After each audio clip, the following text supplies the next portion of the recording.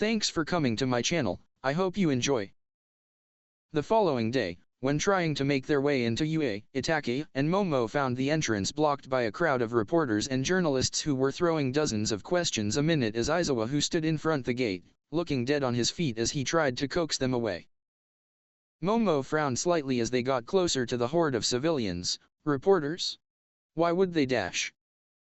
She jumped as a microphone was thrust aggressively at her face by a middle-aged man with light brown, leathery skin, not the sort which got tanned by repeated exposure to the sun, but the guy literally had leather skin. Itachi stared impassively at them, a separate microphone being thrust towards him, as they swarmed around him and his sister. "You're UA students, right? What kind of lessons does All Might teach? What do you think of All Might as a teacher? What it like having All Might teach at the best hero academy in Japan?" "He teaches hero studies and he's a decent teacher, but it's obvious that he's better at fighting villains and being the symbol of peace," Itachi answered, gently pushing the microphone away from his face as he and Momo pushed their way through the crowd until they made it to Aizawa, who glanced at them for all of a second. "Aizawa-sensei, what's dash?" "Somebody leaked information about All Might teaching at U.A, Aizawa murmured, and given the man's star power and popularity, the media wants a piece of him and they won't go away, but they're going to have to, since they're going to be disrupting valuable lessons." The twins nodded and walked past their homeroom teacher, who continued to guard the entrance as the crowd continued to ask questions and demand for All Might's presence. They quickly made their way to the Class 1 room and found that not even Tinya was in, which was rather surprising, given how eager he'd been to arrive early on their first day. Depositing their bags, they sat in the chairs they'd been allocated to by Aizawa. 30 minutes later, the rest of the class had arrived. With a stack of papers piled on his desk, the homeless-looking man explained how the crowd outside the school gates had tried to get in, but were blocked by a security barrier, which meant nobody without an ID card or special entry card could enter. Then began to talk about yesterday's lesson with All Might. "I took the liberty of looking at your marks and evaluation from yesterday's heroics lessons," Aizawa murmured. "Bakugo. You're talented, but keep acting like a petulant child. And you'll never be able to harness your true potential. I'll let it slide this time, but attempted murder against your classmates is unacceptable. Do it again and I'll expel you on the same day." A muscle in the blonde's jaw tightened as he held back a retort. "And as for you, Midoriya," the green-haired boy flinched, "you copied your trick from my first test and broke several of your fingers. It's better than your entire arm, but it's still not good enough. Get it under control, ASAP. Once you can do that, you'll be much more flexible when it comes to fighting." "Hi, sensei." The man grumbled, his shoulders slumping slightly as he began to crawl into his sleeping bag. "Now, let's get down to homeroom business. We're going to be picking a class president. And when I say we, I really mean you. I don't have the energy to deal with this." He zipped up his sleeping bag and flopped to the floor. The class promptly exploded into noise. "I wanna do it. That's a position that'll suit me just fine," Mina yelled. Yuga tilted his head and sparkled. Non, that's a position that would suit moi well." Ajiro stood up and punched a fist into an open palm. "That's a manly position. I'll be the perfect man for the job. My manifesto is that all girls in this class must expose at least 30 centimeters of thigh." Minoru screamed, and Itachi had to withhold the urge to leap across the classroom and dropkick the grape-haired pervert. "Pick me, assholes!"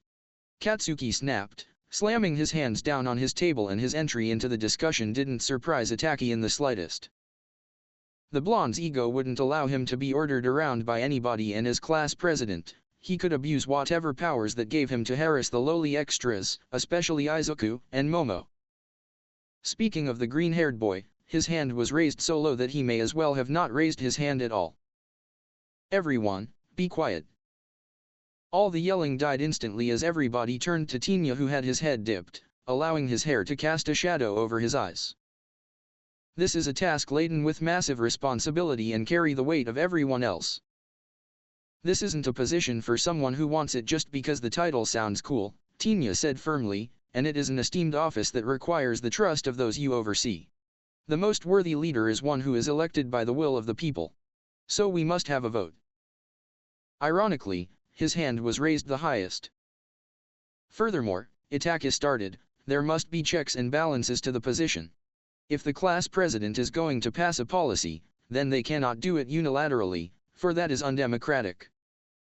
The policy must be discussed amongst the class and passed with a majority vote of 11, but the policy can be vetoed, in which case the policy must then be passed with a supermajority vote of 15.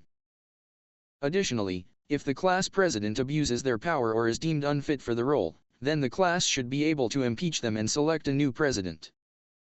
Everybody automatically looked over at Katsuki, who snarled like an animal as killing intent rolled off of him in waves. Once he'd been old enough to read a computer or go into the private library of the Yaoyorozu Manor, Itachi had read through dozens of articles and papers relating to world politics. He'd been intrigued to find out about the democratic system that compassed the Western world, and the most dictatorship-like systems of many other countries such as North Korea. Further research led him to the conclusion that Hinokuni was an absolute monarchy with all power resting in the hands of the daimyo, and Konohagakure, largely peaceful and benevolent as she may be compared to the other shinobi villages, was a military dictatorship whose budget largely went into the shinobi force. Such a discovery was unacceptable and highly upsetting. Agreed. Tinya, Izuku, and Momo replied unanimously. Tsuyu brought a finger to her mouth. School only just started this week. We hardly know each other enough to make a decision like this, ribbit. Eijiro rubbed his fist into his hand. Besides, everyone will just vote for themselves. Then don't, Itachi interjected, fixing a critical stare upon the redhead. Voting for yourself invalidates the entire point of this exercise. And it simply makes you look foolish if you do so. Furthermore, thanks to my quirk, I know the handwriting of every person in this class. I will know if you voted for yourself. Tinya started chopping the air, and that's why the person with the most votes will be the best person for the job, no? Do you approve of this method, sensei? Whatever, go ahead. Just don't take all day about it. Aizawa murmured, his head sticking out of his sleeping bag. Ahead of the curve, Momo had created a ballot box and 20 small pieces of paper that she handed around to every person in the class, telling them to write down the name of whoever they deemed suitable to be class president, prompting Katsuki to snap at her about telling him what to do. It took less than 5 minutes for the ballots to be collected. Momo walked over to Itachi and opened the ballot box, emptying the papers onto his desk. His Sharingan came to life, and as he inspected the 20 pieces of paper, Itachi noted how Katsuki and Denki had voted for themselves. He looked up at the explosive blonde and gave him a pointed stare. The blonde hothead just glared back and smirked as if daring him to say something. Dismissing him as not worth the time and effort to chew out, he'd have better success disciplining a brick wall. Itachi glared over at Denki, who shrunk in his seat, chuckling as he offered him a weakly apologetic grin and rubbed the back of his head in embarrassment over being caught out. Well, what's the results? Okako inquired as Itachi deactivated his Sharingan. Who got how many votes? Yaoyorozu Momo got 5 votes, I got 4 votes and Midoriya-kun got 3 votes, Itachi started, glancing over at his sister, who nodded, already accepting the position. Todoroki-kun, Sato-kun, and Kirishima-kun got 2 votes, while Bakugo-kun, predictably, voted for himself, as did Kaminari-kun. Tinya let out a cry of anguish and face-planted his desk. Gah, nobody voted for me. I guess it should have been expected given my insistence. Eijiro gritted his teeth and held a fist to his chest. I didn't get the manly position, damn it. Rakido just looked upon the trembling blue-haired teen in confusion. You wanted that role so badly, Itza. But what are you doing? Who the fuck voted for Deku? Katsuki roared, his face tight and eyes white with rage as he clenched his fists, ready to deck the next person who looked at him wrong. And who the fuck voted for Ponytail? Who the fuck voted for Trench Face? And what the fuck do you mean predictably? A loud sigh could be heard as Aizawa crawled out of his sleeping bag and cast his tired eyes over the classroom. It's decided then. The class president will be Yaoyorozu Momo and the class vice president will be Yaoyorozu Itachi. Any questions? No, good, we're done here. The classroom exploded into noise once more. Like hell am I doing anything these two fuck nuggets say? Katsuki growled, glaring at the Yaoyorozu twins with disgust and growing even more infuriated as they both ignored him. "Ah man, Midoriya was so close. I bet he would have aced being class president," Eijiro said, grinning as he looked at the green-haired boy who shivered violently in his seat. "I nearly got picked, I nearly got picked, I nearly got picked." And Yaoyorozu was really cool when she fought Bakugo with Midoriya during All Might's class. Mina chimed in. Itachi narrowed his eyes as he looked over the classroom. Seems like it'd be up to himself and his sister to keep Class 1A in line. That wouldn't be too hard, except for when it came to Katsuki Bakugo, who would no doubt be as stubborn as a horse. "Looks like we'll be leading the class, Ida-kun," Momo uttered from besides him. Itachi nodded, "So it seems. And anyone who tries to slack off on studying and training will be whipped into shape, no ifs or buts. Is that understood?" "Hi." Lunch soon came and Itachi found himself seated with Momo, Kyoka, Tsuyu, Toru, and Mina. He'd only been intending to sit with his sister, but before they knew it, all the girls in Class 1A, except Okako who was sat with Izuku and Tinya, were sat with them. From another table, Minoru was glaring at him, stewing with jealously as the girls conversed amongst themselves, and Denki had caught his eye, giving him a thumbs up as if to say, "Nice going, dude. I'm surprised you're okay with sitting with us, Yaoyorozu-chan," Tsuyu said, blunt as a rock as she stared at Itachi with her wide eyes and blank face. Itachi swallowed his mouthful of his lunch, slightly put off by the fact that Lunch Rush had vomited up his food, and turned his gaze to her, raising an eyebrow as he wondered what she was getting at. "I apologize, Azui-san, am I bothering you?" "Just call me Tsuyu," the frog-like girl replied, "and I thought you would have been more inclined to sit with the boys." The sleeves of Toru's shirt shifted upwards, indicating that the invisible girl had lifted her arms into the air. "Don't bother him, Tsuyu. That just makes him one of us girls. You hear that, Yaoyorozu, you're an honorary girl now." "I'm honored." Itachi deadpanned, sparking a laugh from Mina and causing Momo to smile. Kyoka narrowed her eyes at him as she took in his features. "I mean, if it wasn't for the facial trenches, Yaoyorozu could pull it off. He's got a near-identical facial structure to Yaomomo, and with that ponytail, he could easily be mistaken as a girl if observed from behind." Momo tilted her head to one side. "Yaomomo. Well, you both share a surname," Kyoka started sheepishly, "and neither of us are close enough to you to address you by your first names, so we'll join your first names and surnames together. You'll be Yaomomo and your brother will be Yaotake." Momo clasped her hands together. "Yaomomo's nice. I love it." Itachi nodded, "I approve." A flash of orange in his peripheral vision caught his attention and Itachi looked over. He saw Itsuka sat with Setsuna, who caught him looking and winked, Tetsu, and a green-haired girl who had a serene atmosphere about her. Itsuka looked over when Setsuna alerted her, waving at Itachi when she turned and saw him looking in her direction. Itachi nodded and raised a hand in greeting. Kyoka, Tsuyu, Toru, and Mina turned to look. When they saw Itsuka waving, they all turned back to him, seemingly curious. However, it was impossible to figure out what Tsuyu was thinking. Her poker face was almost as good as his, and Toru was invisible. Itachi couldn't read her if he tried. "Suo. Who was that orange-haired girl? She's pretty cute," Toru said, wiggling about in her seat as Mina grinned at him. "Kendo Itsuka, she's in Class 1B. Itsuka-san was my first friend and we met over 10 years ago," Itachi explained. Mina smirked. "First name basis, huh? Anything you're not telling us, Yaoyorozu? There's nothing else to tell. We're simply close friends," Itachi stated. Even Kyoka wore a small smirk. Now, Yaotake, don't be shy. We're your fellow girls, you can tell us anything." Itachi shot her a flat stare and got a bigger smirk in return. "It's clear that Yaoyorozu-chan doesn't want us to pry about the nature of his relationship with Kendo," Tsuyu interjected, and Itachi was about to thank her when it struck him that the frog-like girl was also teasing him, though on a lesser scale, by using relationship over friendship. Momo hummed, "Let's move on. Siblings, do any of you have them?" Kyoka shook her head. Toru clapped her hands together. "Nope, I'm an only kid. I get my house all to myself.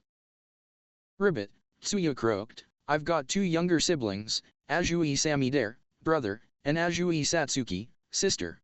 My parents are usually really busy working, so I'm left as the caretaker to my siblings. I don't mind it. It's allowed us to grow really close. I've got an older brother, a younger brother and a younger sister, Mina started, Ashido Mamurai, Ashido Madoka, and Ashido Masaka. They're all massive pains in my butt. But I love them really. Although, I have to share a room with my older brother and boys can be so gross. No offense, Yayo Rosa. None taken, I'm one of you girls, remember? Toru cheered as Kyoka started snickering. Tsuyu began blinking rapidly as if undergoing a system reboot, while Momo let out a soft giggle and Itaka felt his lips twitch upwards. I didn't expect Yayo Rozo-chan to be the sort with a sense of humor, Ribbit, Tsuyu stated. Normally, you're so serious all the time, but I suppose everybody has their moments of levity. In fact, your no-nonsense attitude is why I voted for you. Bakugo-chan's the obvious wild card of our class, but I'm sure you'll be able to rein him in. Itachi raised an eyebrow, sending along an unspoken question that Tsuyu picked up on. You voted for me? Would you voted for Emo-chan if I wasn't there? She simply nodded in response. Yes. So did I, Mina added, a daring glint in her black eyes, but only because you checked me out. Itachi wasn't the sort of person who got embarrassed easy. Uchihas didn't tease each other, and being friends with somebody as playful as Shisui meant you quickly got used to being teased, but even he couldn't stop the heat that rushed to his face. Especially when he felt Momo's eyes on him as Toru let out a loud squeal that drew too many eyes to their table. Ida-kun. It was simply an observation into Ashido-san's physical capabilities, as in how well she could move and fight. Itachi responded, wishing for an Uegaku or shinobi to appear out of nowhere and pull him into the ground. Mina winked at him, heh, if that's what you want to call it. You were definitely checking me out.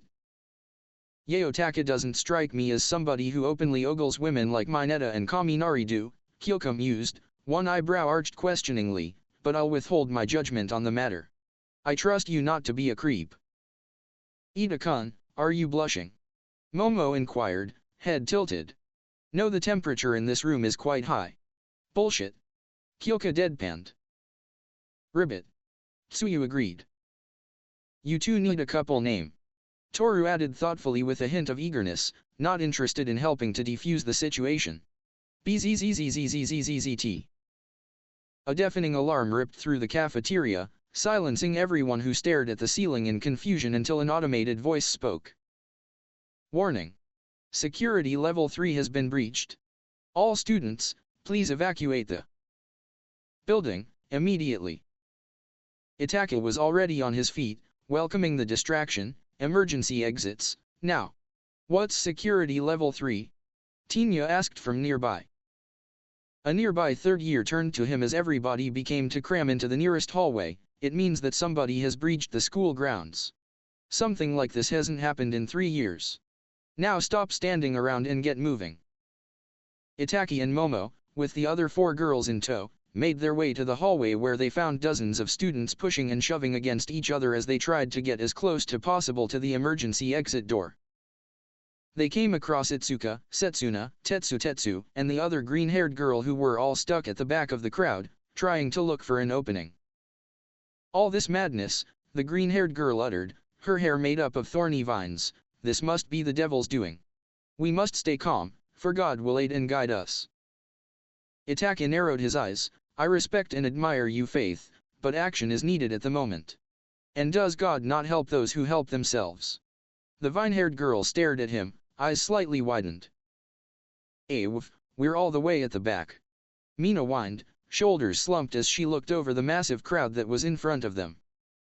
We just have to stay calm and be patient, Ribbit, Tsuyu stated, and whatever is going on, I'm sure Aizawa-sensei and All Might can handle it. Momo glanced through one of the massive windows and frowned when she saw the reporters from earlier within school's ground, then perked up when she saw a small ledge positioned directly over the emergency exit door. That's perfect. She turned to Itsuka, Kendo-san, can you launch me over to that ledge that's just over the emergency exit door?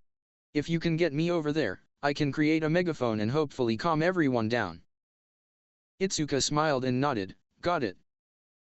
Momo backed away from Itsuka, then ran towards her as the orangutan bent her legs and held out her hands. Momo jumped and felt one of her feet hit Itsuka's hand, who raised herself and swung, throwing her over to the ledge, clean past a surprised Tinya who had started floating, courtesy of Okako, after launching her from her enlarged hands.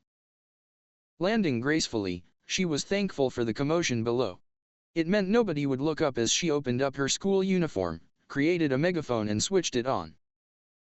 She turned around, brought the megaphone to her lips and spoke into it, "Everyone, please calm down." All the commotion seemed to stop as the first, second, and third years looked up at her in confusion. Tinya unceremoniously dropped out of the air. "You can push and shove at each other all you want, but you won't be going anywhere any faster. As for the security breach, the media from before have simply entered the school grounds, so there is no need for such mass panic," Momo started, "and as for those of you whose nerves may be been fired up by the announcement, please take a few deep breaths and allow the adrenaline to leave you systems. Thank you, and please proceed in an orderly fashion." Upon returning to class, Class 1 quickly came to the unanimous agreement that Momo was the best person for the job of class president. Later that day, after all the students had gone home, the teachers of UA High School and Principal Nisa were gathered outside, observing the main security barrier, which appeared to have been reduced to dust. "What on earth is this?" Power Loader, squatting over the destroyed remains of the barrier and poking and prodding at it with various instruments. "Do any of our students possess a quirk that can just disintegrate things?" "No. An outsider did this," Nisa replied. Snipe had his arms crossed as he stared at the dust. "Why? And who would do something like this?" "Probably a villain of some kind," Midnight mused, "and it's probably to send a message, especially since somebody leaked the information that All Might is teaching at UA. Whichever villain did this, they're probably saying put up as much protection as you want. But your children will remain within our grasp. A threat?" Eraserhead murmured. "Possibly," Nisa replied, "or an outright declaration of war against the future generation of heroes." The following day, Aizawa announced a session of rescue training for their heroics class. Class 1A would be overseen by their homeroom teacher, All Might, and another teacher who would be waiting for them to arrive. Refusing to disclose who it was, Aizawa had them all change into their hero costumes and board a bus. Tinya had demanded that Momo and Itachi establish a seating plan, but went ignored as the class simply crammed onto the bus and took whatever seat was available. Itachi found himself sat in a row of 4 seats, accompanied by Izuku, Tsuyu, and Eijiro, with Denki, Yuga, Mina and Tinya sat opposite them. Not knowing how long it was going to take to get to wherever they'd be doing their training, Itachi leaned back and closed his eyes. "Midoriya-chan, I always say what's on my mind," Tsuyu started, "and some people say I lack a filter, ribbit. Your quirk is a lot like All Might's." Itachi cracked an eye open as Izuku let out a horrified yelp, I. "Not really. Midoriya hurts himself, All Might doesn't."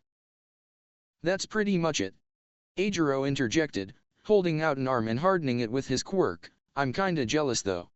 A strength enhancement quirk like that is super flashy. All I can do is harden myself. It's great if you wanna punch someone in the face, but it isn't flashy at all." No, it might not be flashy, but it can definitely pass as a pros," Izuku replied earnestly. "Yeah, but a hero has to be popular too, right?" "Not necessarily," Itachi cut in, bringing all eyes to him. "Flashiness and popularity aren't everything. Take Endeavor for example, his flames are by definition flashy, but people are terrified of him given his attitude. If it wasn't for his track record in solving crimes, something that keeps him in the number 2 spot as many consider his attitude to be a downer, he'd be completely unpopular. On the other edge of the spectrum is Edge Shot, who?" Eijiro inquired, blinking. Izuku's eyes widened, "The ninja hero."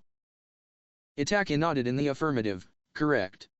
The man is incredibly obscure and secretive, and yet his fanbase is almost as large as that of All Might. Why? Because his mysterious nature, alongside his track record, makes up for a quirk that the media has deemed as bland. Whether or not hardening is flashy doesn't matter. Granted, yes, it's possible to bring out the best in a simple quirk, but it's personality that makes a hero. Imagine All Might, still with superhuman strength, but with Endeavor's rage and distaste for everything. Would you still like him as much as you do now? Tsuyu just blinked at him, whilst Eijiro appeared suddenly deep in thought. Personality, huh? That makes sense. I wouldn't worry about that too much, Kirishima-kun, Itachi added, you're likable. If we're looking for flashy, then Bakugo-chan and Todoroki-chan have that in abundance. However, given his unpleasant personality, Bakugo-chan will be lucky to get even one fan. Tsuyu stated. Katsuki leapt out of his seat. The fuck did you say, frog face? Tsuyu pointed at him, her point immediately proven, see.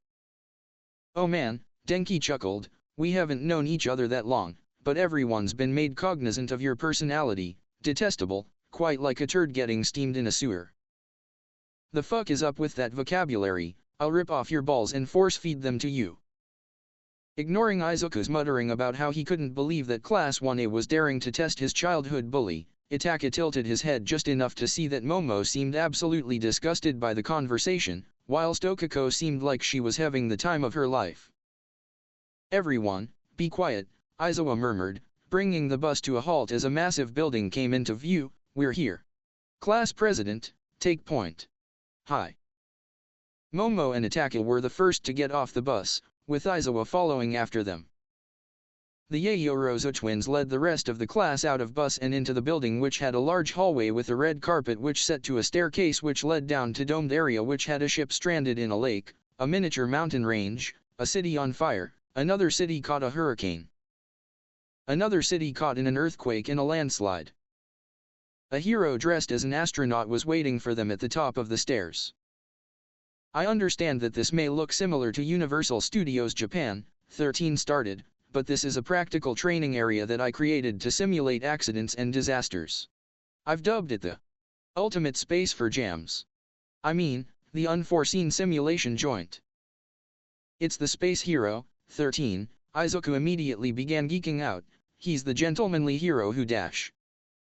Firstly, yes, I am, and secondly, young man, I'm a woman. I apologize for the confusion my beefy costume may cause. It's a common mistake. Okako squealed, ah yeah, man or woman, I've always loved 13. 13, where's All Might? Izuku asked before the students could say anything else. The two began muttering to each other, discussing something clearly related to All Might, until their homeroom teacher, who looked slightly irritated by the absence of the number 1 hero, turned back to them as 13 held up a single digit. One last thing. Or 2. Or 3. My quirk is called Black Hole, and whatever I suck up, my quirk turns it to dust. As useful as it is to clear debris, reckless use could also end up killing someone. All of you have quirks which could easily do the same. Most the students flinched, appalled by something they'd never thought about. In our society, 13 continued, all quirks are heavily regulated and measures are taken to ensure that they are used lawfully, but one slip-up can result in one causing the death of somebody else. Izuku's test allowed you to see what you could do when not holding back, while All Might's allowed you to get a taste of what using your quirk on somebody else is like. Katsuki let a low growl as several other students glanced at him. I hope you all understand that your quirks can save a life, just as much as they can take one away.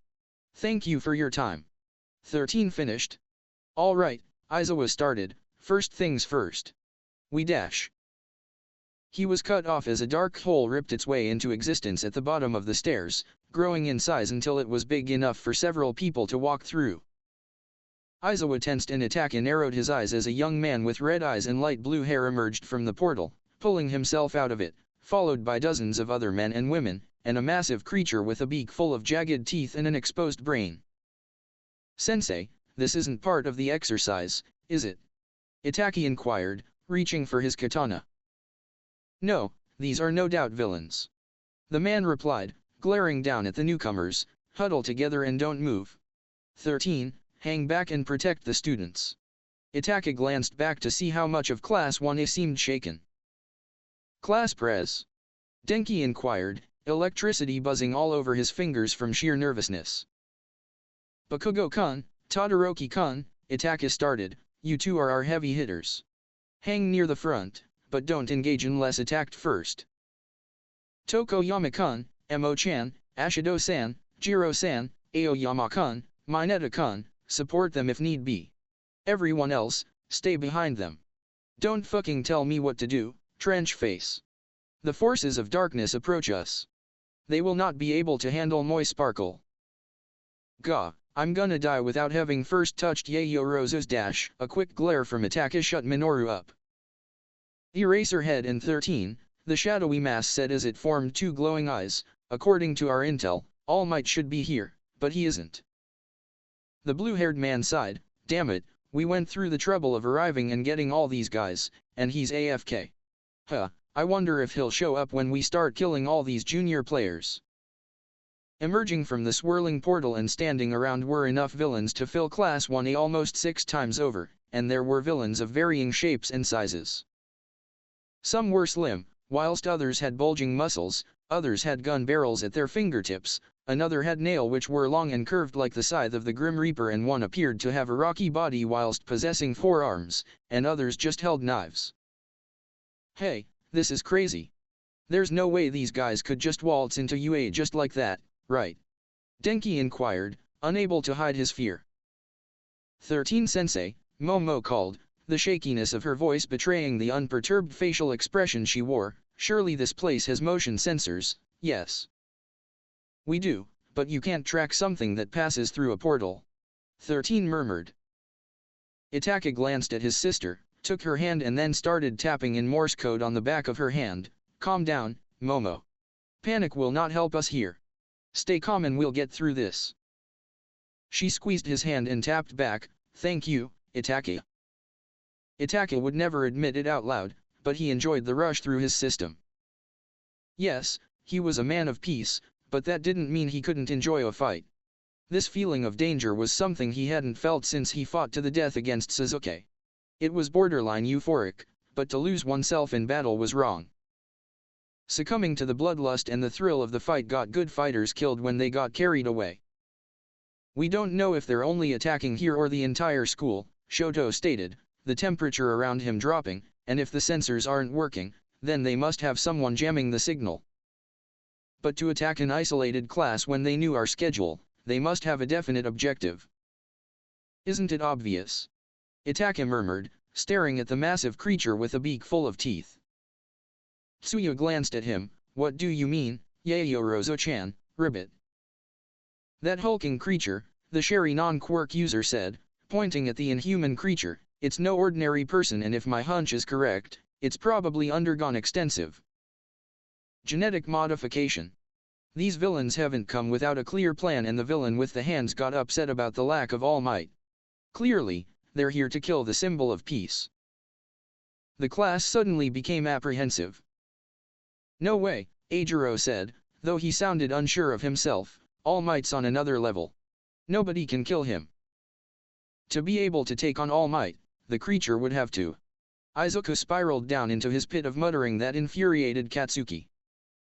13. Start the evacuation procedure, Aizawa ordered, preparing for a fight, and try contacting the school.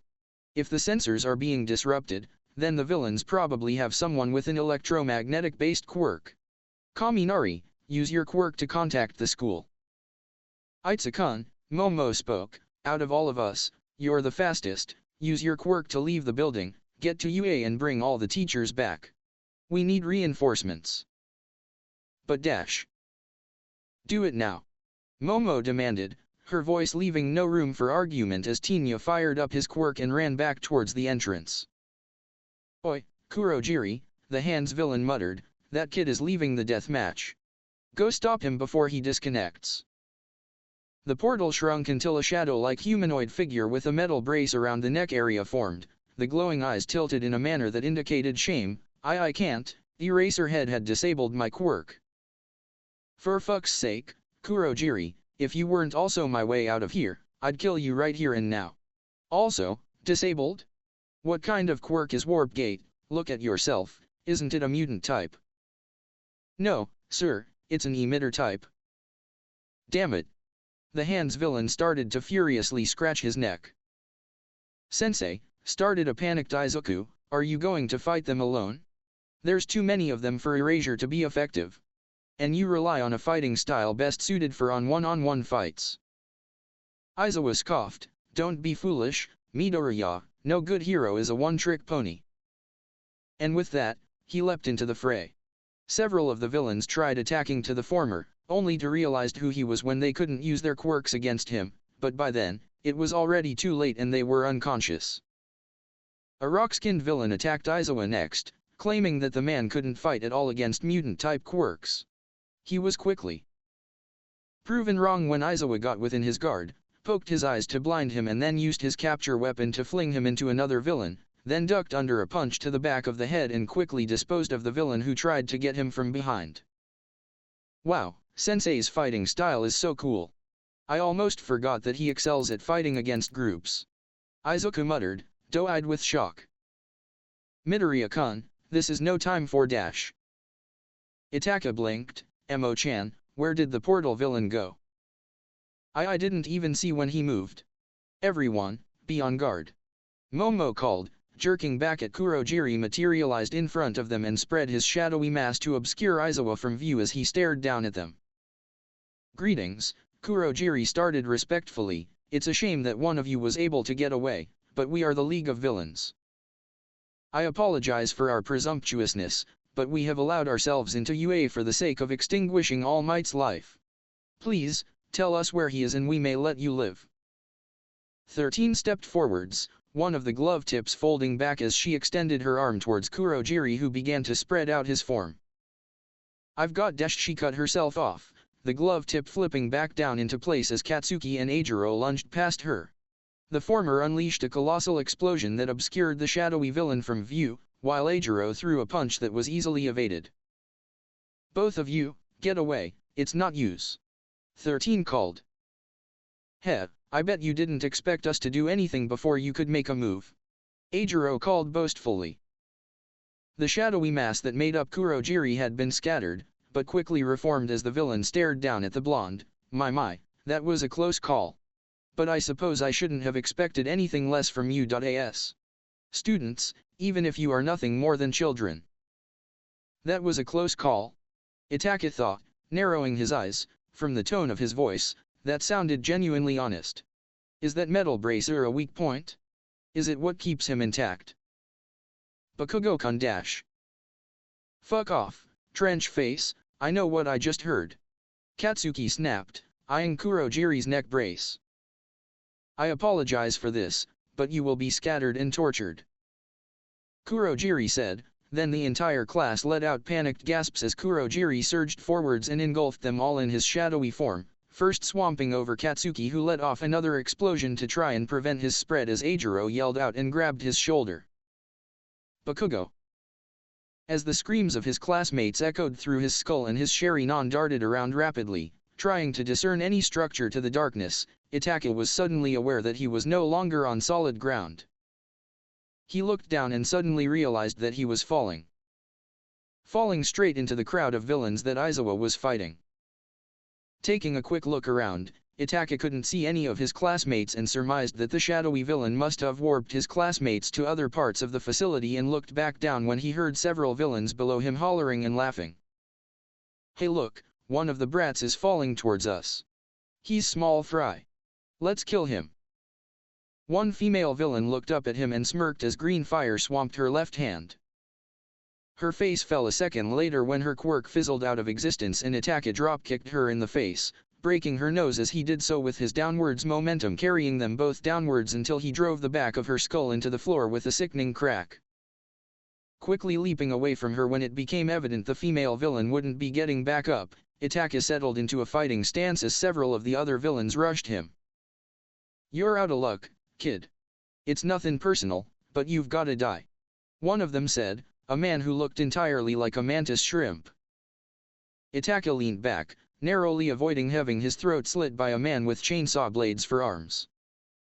He ducked under a swipe and punched the man in the stomach, then jumped over a fleshy whip that tried to wrap itself around his legs and unsheathed his katana so he could block a downwards strike from Chainsaw Arms, who began applying his superior weight into their lock.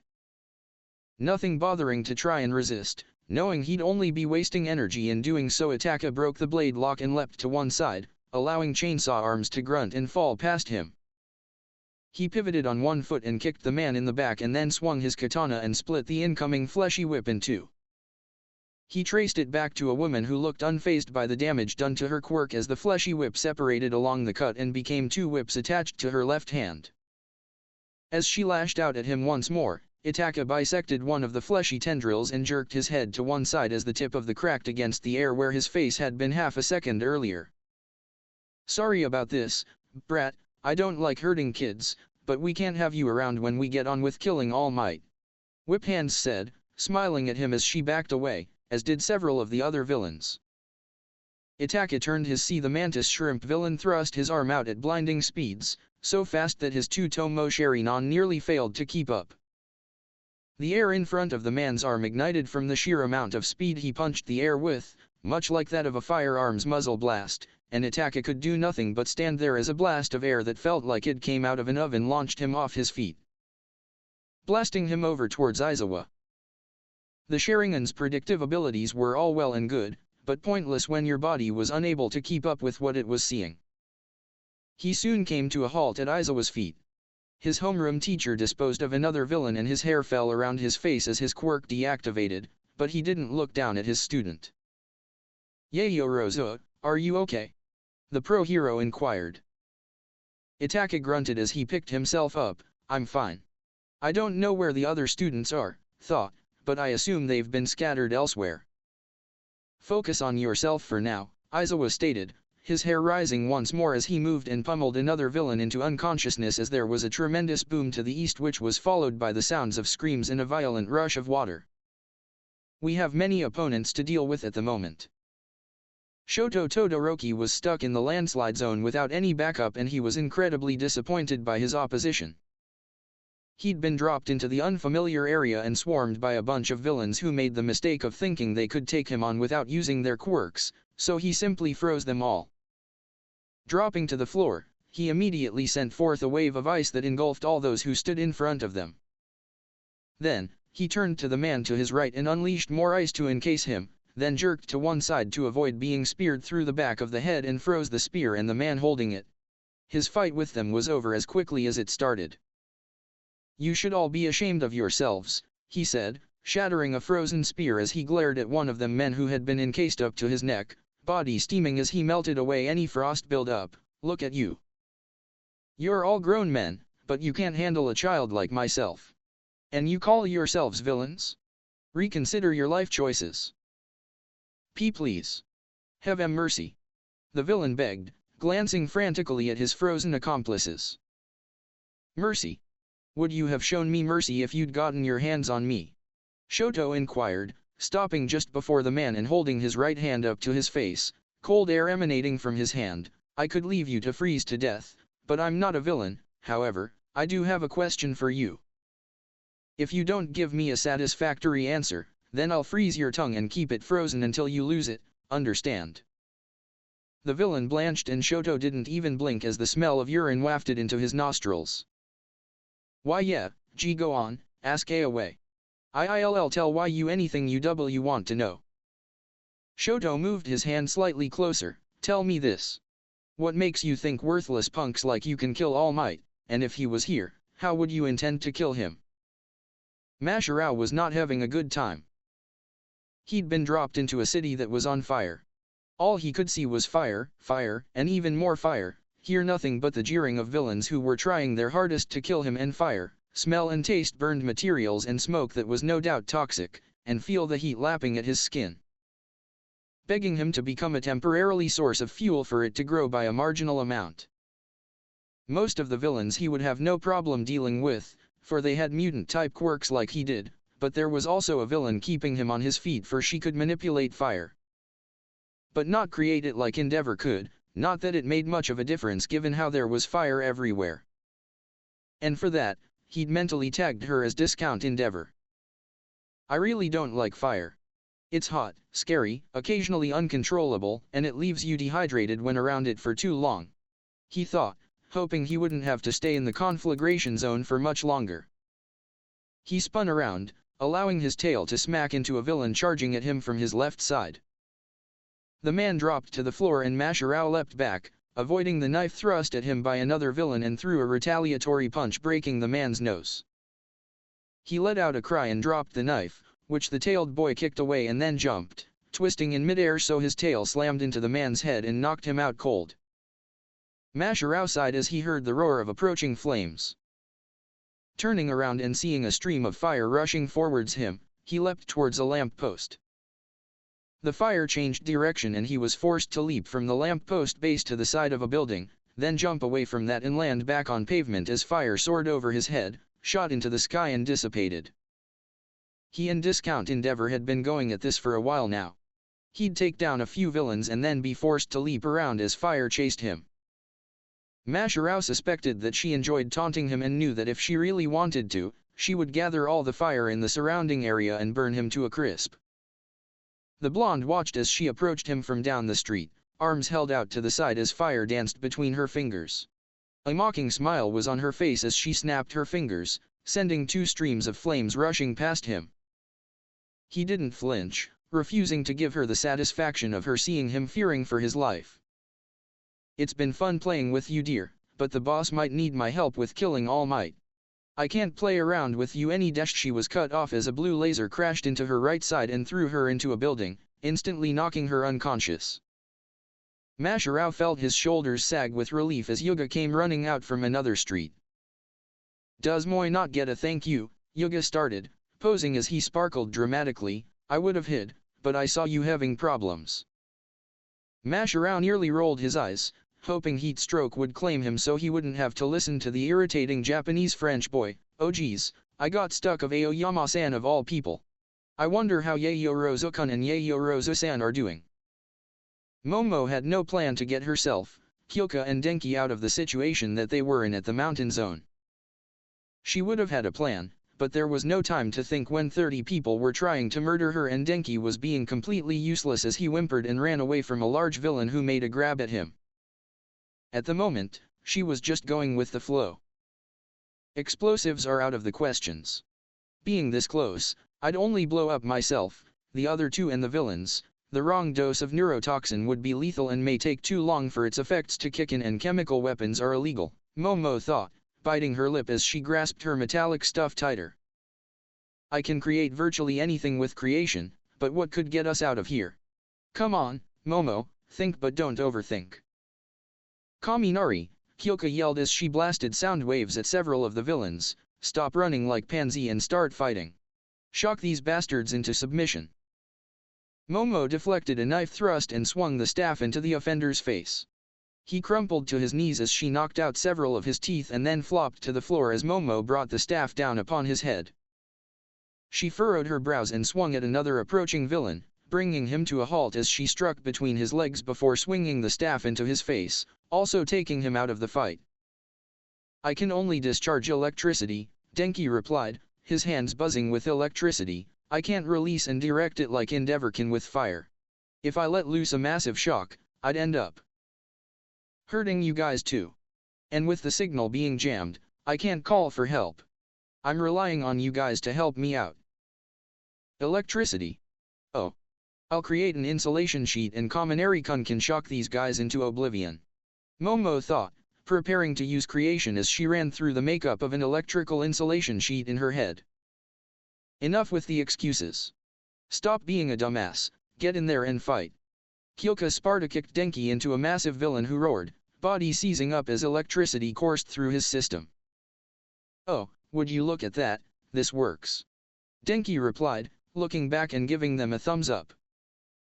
Several other villains backed away as the largest of them, who Denki had been kicked into, fell to the floor, a lightly charred mess. Denki let out a horrified yelp as one of the villains sent a fleshy appendage with a boulder attached to the end of it his way. A high-pitched screech jolted his ears and the rock shattered an inch from his face, but the appendage continued forwards and hit him in the face, prompting an electrical current to flow through it and shock the villain who tried to murder him. Holy shit, thanks for the assist, Jiro. He said, eyes as wide as saucers. Kaminari, Kyoka snapped, unleashing more sound waves which had villains clutching their heads in pain. What did I say? Less talking and more shocking. Another villain yelped, falling to the floor and convulsing as he was trapped under an electrified net Momo had launched at him. Jiro-san, I appreciate that you're trying to get Kaminari-kun to help out, Momo started, scowling at their quarreling as she kicked another villain in the stomach and then grabbed the back of his head and kneed him in the face, but that was completely unnecessary. Besides, I'm ready. Kyoka glanced at her, ready for dash. She flinched as Momo leaned forwards so her back was parallel to the ceiling of the USJ, a massive sheet erupting out of her back and destroying her costume in the process. Kyoka had no time to question it as Momo pulled her underneath the sheet. Ugh, it takes a while to create something this big, Momo muttered, even longer when I have to stop the process and create something else in the meantime. Yeo Momo. Why you? Why Yuri dash? What you're looking at is an insulation sheet, at least 100 millimeters thick. Under this, Kaminari-kun couldn't hurt us, no matter how hard he tried, now go wild.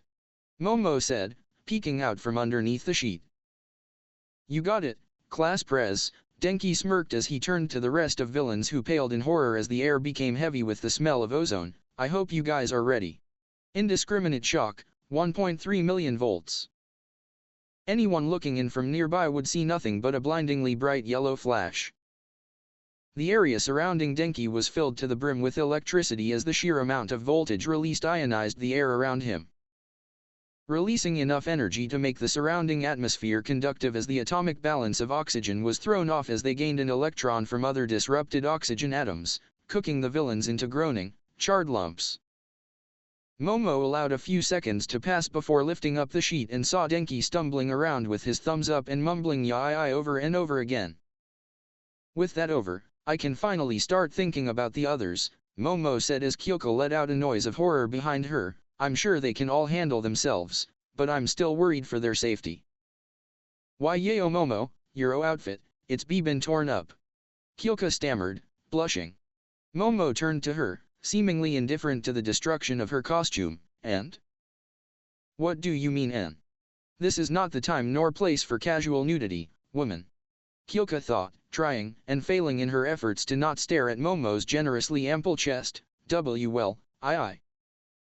Don't worry about it, the creation quirk user replied nonchalantly, casually tearing her ruined outfit away, prompting Kyoka to let out a choke of horror, as her entire body began to glow with multicolored lights. I can make another one. Kyoka quickly hugged her as a brain-dead Denki wandered past. Kaminari, don't look. Yai. It had taken Aizawa and Itachi less than 5 minutes to dispatch most of the villains, with a few who seemed to be wary of losing their quirks and getting pounded into the dirt keeping their distance. All the while the villain with the hands kept muttering various times underneath his breath and Itachi soon realized he was keeping track of how long Aizawa could keep erasure active for. He'd started at 49 seconds and had made his way down to 23 seconds. Itachi kept a wary eye focused on the hulking creature, but it simply stood there as if waiting for orders to be provided. The raven-haired ex-shinobi had already deduced that the creature had superhuman strength, but to keep up with someone as powerful as All Might, it had to have durability. And speed also. Durable so it could take All Might's punches without going down in 1 or 2 hits and throw punches of its own without ending up like Izuku, and speed so it could keep up with him, and from the muscle mass of the creature, Itachi knew his density seals wouldn't work on it. It'd be like an ant trying to bite a giant. Sensei. Itachi called, stomping on the face of a villain who appeared to be getting back up and watching as the blue-haired villain suddenly rushed towards them. Yayo Rosa, stay back and try to handle the rest, I've got this. Aizawa replied, launching his capture weapon at the villain who grabbed hold of it. Itachi narrowed his eyes as various villains encircled him, including the ones who'd attacked him before. The pistol shrimp villain smirked as he raised his arm again, with chainsaw arms, whip hands, and green fire lady all stood behind him. The lattermost looked incredibly disgruntled about the growing bruise on her. Hey, kid, I'm going to fry you for breaking my nose. She sneered at him. You're welcome to try. Itachi replied, flinging his density seals into Pistol Shrimp's chest and face. The man jerked back and crumpled to the floor, and then a pained groan from Aizawa compelled him to turn and see what the issue was. Itachi saw the blue-haired villain holding onto Aizawa's elbow, which was flaking and crumbling away, revealing muscle and bone underneath, but the pro-hero didn't waste any time. Upon realizing how much danger he was in, reactivating Erasure and punching the villain with his good arm. Aizawa quickly backpedaled to make distance between them, his right arm hanging limp by his side, before being forced to defend himself as additional villains rushed him. Eraserhead, that quirk isn't the sort that's best for fighting large groups at once, but you threw yourself into the fray to take all the attention away from the junior players, the blue-haired villain muttered. "Aw man, you're so cool, you know that? By the way, I'm not the one you should be worrying about. I'm not the final boss." The pro-hero let out a scream of agony as the heavily muscled creature suddenly appeared behind him and punched him into the floor, shattering his yellow goggles as his face hit the floor. Itachi, even with his Sherry non-active, didn't even see when it moved. One moment, it was across the courtyard, and the next, it was looming over Aizawa, who struggled weakly as the creature grabbed his uninjured arm and bent it backwards at the elbow into a position nobody's arm should end up in, while applying more and more pressure to his other arm with its knee, crushing the bones in his partially disintegrated arm. He caught a glimpse of movement from the body of water that sat to his right, immediately recognizing the green hair of Izuku and Tsuyu and the purple balls of Minoru. This wasn't good. Itachi found himself stuck between the creature which was effectively holding his teacher as a hostage, the blue-haired villain, the other three villains who were eager to kill him, and other villains who would have been taken out by Aizawa if not for his current predicament. TCH, this situation is tilting heavily towards disastrous. There was a rush of something behind him and Itachi leapt to one side, avoiding a stream of green fire sent his way. Chainsaw arms charged at him and Itachi was forced to leap back and allow him to pulverize the ground where he'd been stood, before cleaving through one of Whip Hand's fleshy whips as she tried to strike him in the face once more. Suddenly, footsteps were approaching him from behind. Pivoting on the spot, Itachi turned just in time to catch the wrist of the blue-haired villain before he could press his fingers against the surface of his ballistic vest. And for somebody so skinny, the villain was deceptively strong as Itachi had to strain to keep his hand from moving any further. Huh, nice reflexes. Clearly, your reflex stat has been maxed out. I can appreciate that, grinding for XP. Itachi grunted, glaring down at the villain's hand. He, where are my manners? The blue-haired man tilted his head to one side. My gamertag is Shigaraki Tamura, and the thing that crushing the life out of your awesome teacher and is going to kill the symbol of peace is an artificial human, Nomu. The elder Yayorozu twin jerked back as Tamura suddenly lunged at him, grabbing his face with all 5 fingers. Minoru and Izuku let out horrified screams that drew the attention of the other villain towards them. However, nothing happened and Tamura seemed incredibly confused. Itachi was equally confused and too stunned to move. He knew he should be breaking himself free as soon as possible, but his brain, after witnessing what happened to Aizawa's arm, seemed to have preemptively accepted death. Move. Tamura twitched and shifted his place, painfully digging his finger into Itachi's face. He'd caught a glimpse of his grimy nails and Itachi wouldn't be surprised if sepsis killed him faster than whatever Tamura's quirk was. Move. If you die now, this second chance will be been a waste. A sadistic chuckle slipped past Tamura's lips. Oh man, you really are so cool. Eraserhead. The Nomu had raised Aizawa's face from the floor, providing him with an opening, despite his fractured skull and the blood pouring down his face into his eyes, to use erasure to save his student from certain death. Move. The Nomu slammed Aizawa's head into the floor once more. Itachi batted Tamura's arm aside, eliciting a grunt of annoyance from the villain. Clutching his katana with both hands, he raked the cold steel across Tamura's face, cutting through his right eye and almost bisecting the hand attached to his face as he pulled away and screamed. A fleshy whip wrapped around his ankle and Itachi grunted as he was tossed over towards Izuku, Tsuyu, and Minoru. He crashed unceremoniously into the water behind them, head first. Something wrapped itself around his waist, feeling suspiciously like Whip Hand's fleshy whips, and as he was rapidly brought to the surface, Itachi realized that it was Tsuya's really long tongue and released the death grip he had on it. "Thank you," Itachi told them. Izuku looked like he was plus ultra with worry. "Yaoyorozu-kun, are you alright?" Itachi glanced down at the green-haired boy's busted finger. "I will be. You were forced to injure yourself again. I'll explain that later. I can still fight and I've got the use of the rest of my fingers if need be." Nearby, Tomura was staggering about like a drunkard as he clutched at his face and cried as blood poured from his wound, staining his clothes and the floor below him. Fuck, fuck, fuck, father's hand. You asshole, you nearly destroyed father's hand. How could you? This is all I have left of him." Minoru shuddered. He doesn't sound too happy. "I don't think anybody would be happy after getting slashed across the face, Mineta-chan," Tsuya replied, deadpan. Tomura suddenly appeared before them, the partially severed hand clutched in his left hand as blood streamed down his face, whilst his chapped mouth was twisted into a manic smile, lips stained red, as he reached for Tsuya, who stared at the hand that reached for her face, and Minoru, who was next to her, hadn't even registered the villain's sudden appearance. "You take away something of mine and I'll take away something of yours." Meanwhile, over in the simulation zone that consisted of a ruined city, Katsuki and Eijiro had disposed of a bunch of villains who'd attacked the two of them as soon as they appeared. Eijiro's ability to harden his skin allowed him to deflect many lethal blows, which took many of his opponents by surprise and allowed him to deliver fierce punches in response, and those who attacked Katsuki quickly came to regret their actions. Most of them didn't get back up after taking a single explosion to the face, and the fiery blonde was left sorely disappointed.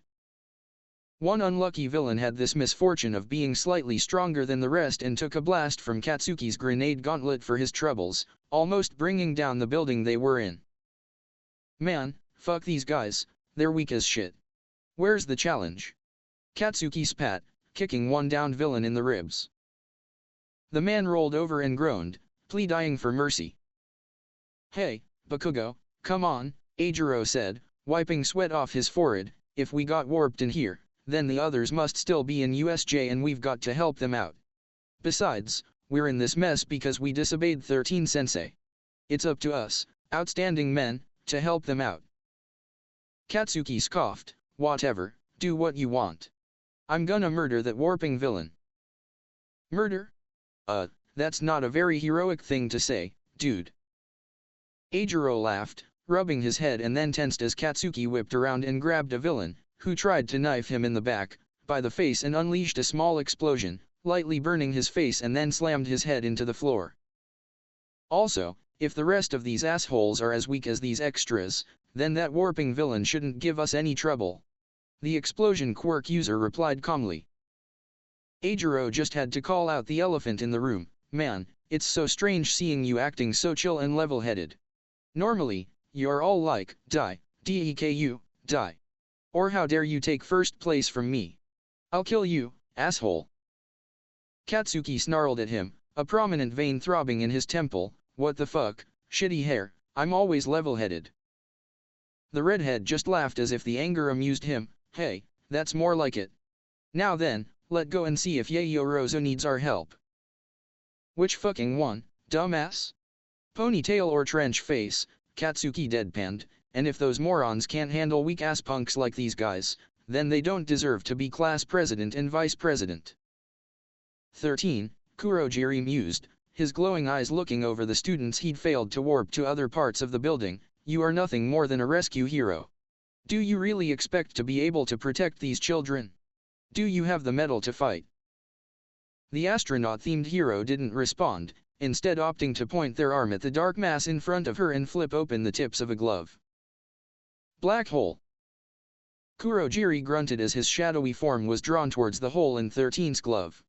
Wisps of his body were torn away from him, dragged into the tight stream of air that was being sucked into the gravity well. His yellow eyes narrowed. "Unfortunately for you, your combat experience is severely lacking. Tear yourself apart and allow me to deal with more pressing matters." A warp gate opened up behind 13 and her back was torn apart by her own quirk. The pro-hero gasped as the back of her costume was shredded and spaghettified, drawn through the warp gate and into 13's opened glove. As 13 fell unconscious, the opening that allowed her quirk to function closed, preventing further damage from being done, but the devastating self-inflicted blow had already been dealt. Okako and Mina both screamed, the latter freezing up as Kurogiri turned to them. "I apologize for the horrific sight you just bore witness to, children, however, none of you will live to see tomorrow. I cannot allow you to cultivate your quirks and threaten our plans for Dash." The warping villain grunted as Mizo Rugby tackled him by the metal bracer from his right side, bringing him down to the floor. "Uraraka-san!" the multi-armed student yelled. The brunette nodded and dashed over towards the duo, with Kurogiri seemingly struggling to free himself from Mizo's six-arm bear hug. She pressed her fingers against Kurogiri's bracer as Mizo released him, allowing the warping villain to begin floating into the air. Quite the unfortunate predicament I've found myself in. Sticky tape, courtesy of Hanta, latched onto his bracer and pulled him down to the ground. Hanta grinned as he swung the trapped villain around, who launched him into Rakido, who let out a yell as he delivered a hefty punch into his bracer. Kurogiri grunted as gravity suddenly weighed him down again, sending him tumbling shadowy head over heels towards the stairs. Feigning defeat as he heard Tamura scream in agony, he lay still as some of students cautiously approached him, as the flat-faced student shot tape to hold him in place as he took note how the one with the big lips had managed to put a dent into his metal bracer. Impressive strength, but he's no All Might. Could be future threat if such a quirk was utilized properly, but right now it's in the hands of an immature child. However, I can't play with them any longer. Shigaraki seems to be in trouble. Hanta smirked, there's no way you'll be able to escape from my tape. You can struggle, but you definitely won't free yourself. Mizo cocked his head, surely, Shiro-san, if he can warp others, then he must be able to warp himself. I don't want to burst your bubble, but I think this guy is just putting on an act. Kurogiri allowed the tape to fall into his body and then stood up, opening up another warp gate elsewhere to dispose of the sticky material. Your friend with the additional limbs is correct. Goodbye, children, my associate is in need of aid. Kurogiri's form was drawn into itself and he vanished without a trace. This is unfortunate, we appear to have lost all contact with the unforeseen simulation joint. It could be the result of villains, but it could also be the result of equipment failure. I'd prefer not to rush to conclusions before we have all the facts. Nizu mused, pacing up and down behind his desk. Stood by the table, Midnight frowned lightly. What's the likelihood of simple equipment failure? Minimal, Ectoplasm added. The technology in the USJ is state-of-the-art, even 20 years ahead of anything any other school in Japan might have.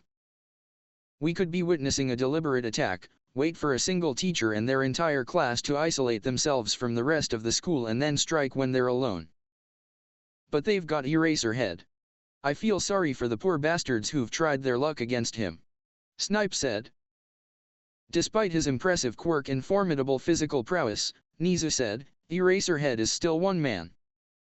And we all know that his dry eye is more likely to begin acting up during prolonged use. I have faith in his abilities, but everyone has their limits. Snipe sighed, shoulders slumping in agreement. Midnight cocked her head to one side and turned towards the opened door of the office. Who could possibly be running through the hallway? All the students, especially the first and second years, should be in their classes, right? She was cut off as Tinya burst into the room, forehead shiny with sweat as his panic-filled eyes scanned the room until they fell upon Nizu, who straightened up as the boy hurried over to him. Itza-san, what's the issue? I'm here on behalf of Izawa-sensei and class president Yayo Rosa, Tinya announced, standing stiffly. USJ has been attacked by an army of villains. I didn't get a good look, but I'd say there were about 80 of them. We need reinforcements. Nizu's eyes widened slightly. He turned to his desk and pressed a small black button on its left side, then spoke into it. All teachers, we have an emergency situation at the USJ. I must ask that you suspend your classes as of this moment and meet me at the security gate. We have a level 4 security breach. Itachi could do nothing but watch as Tamura reached for Tsuyu. Unbeknownst to each other, he and Izuku had the same horrifying vision of the frog-like girl being disintegrated by the touch of the villain. The Sharingan observed in agonizing slow motion as the blue-haired man reached for the frog-like girl, his hand inching closer and closer towards her face, and her blank expression made it impossible to tell whether she was scared or not. Izuku lunged, leaping out of the water like a rabid animal. Tomura paused momentarily and grunted, looking up at the student bearing down on him like a ton of bricks. "Don't you touch her," Izuku screamed, throwing a powerful haymaker, "Smayayayayash." Tomura vanished behind an explosion of force which blew out the nearby lights, pushed Kurogiri back and knocked down several nearby villains, and sent gale force winds rushing out in all directions. Protecting his eyes from the severe winds, Itachi noticed that Izuku hadn't broken his arm, despite the full power attack. "Midoriya-kun, did you manage to?" He trailed off, noticing the monster which had previously been pinning their teacher down, was stood in front of Izuku. It had taken the punch to the abdomen and now had the green-haired boy's arm in a vice grip. How did that thing not even move? Midoriya hit it at full force. Minoru screamed. "I've already lost Shisui, Inma-kun and, even after my passing, Kisame," Itachi thought as the Nomu reached for Izuku with its other hand, "I won't start this life by losing anyone else." Itachi fished out some shuriken and flung them into Tomura's hand. The blue-haired villain hissed, rapidly backing away and muttering wishes of death and insults under his breath as blood dripped from his hand. The Nomu released Izuku, who froze, processing how something had taken his punch with no damage, and rounded on Itachi, who widened his eyes as the monster roared at him, prompting a scream of horror from Minoru as he started to wildly throw the balls on his head. "Nice punch, brat," Tomura sneered, narrowly avoiding taking one of Minoru's balls to the face. "You called it a smash. Are you part of All Might's fan club or something?" The Nomu took a menacing step forwards, eyes shifting back and forth as it seemingly contemplated which one of the children it should kill first. "Yayo Rozo-chan," Tsuyu croaked, shivering in fear. "I'm gonna die, I'm gonna die, I'm gonna die," Minoru whimpered, just as Izuku had a light bulb moment, the same time as the Nomu took yet another step. "Wait, you said that Nomu was your key to killing All Might," Izuku began, retreating to create distance between himself and the villains. Tomura sneered as the Nomu suddenly paused and growled, "Yeah, what about it, brat? Whenever I throw a punch like I did earlier, I end up breaking my arm heh, noob. But when I hit your Nomu, I didn't hurt myself and I noticed that I didn't leave any sort of mark," Izuku said, eyes narrow with laser-like focus, "and if your Nomu just had a healing factor, presumably to cope with the damage All Might could dish out through his punches, then I would have broken my arm. It has multiple quirks, right? My arm suffered no recoil damage from my quirk. That must mean that it can either absorb kinetic energy or negate it." Itachi had no doubt that if Izuku had been born in the shinobi world, he would have been a Nara and one who wasn't lazy to boot. Still, did he have to do his super analysis stuff when the villains were barely a few feet away from them? Tomura let out an infuriated groan. The child is smart. He deduced all that from a single attack. Kurogiri admitted quietly. A one-eyed glare was fixed upon Izuku. Forget the brat with the maxed out reflex stat, the one with the maxed out intelligence stat dies first. Nomu, kill him. The Nomu lunged, only to be halted just short of the green-haired student by a purple mass underneath its right foot. Looking closer, Itachi noted how one of Minoru's pop-off had partially stuck the Nomu in place. The creature strained to pull itself away, deforming the purple ball and cracking the ground beneath its right foot as it tried to free itself. "Tsuyu-san, get us out of here," Itachi commanded. She didn't need to be told twice. Wrapping her tongue around Izuku's waist, she pulled him away as Tomura lunged.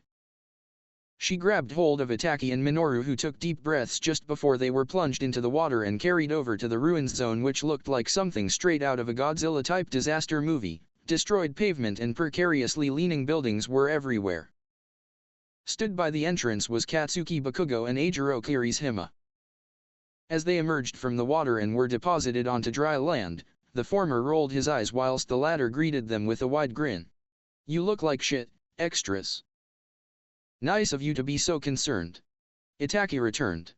Katsuki scoffed. What he's trying to say, Eijiro interjected, is that you guys don't look so good. And where's Aizawa-sensei? That massive creature got him.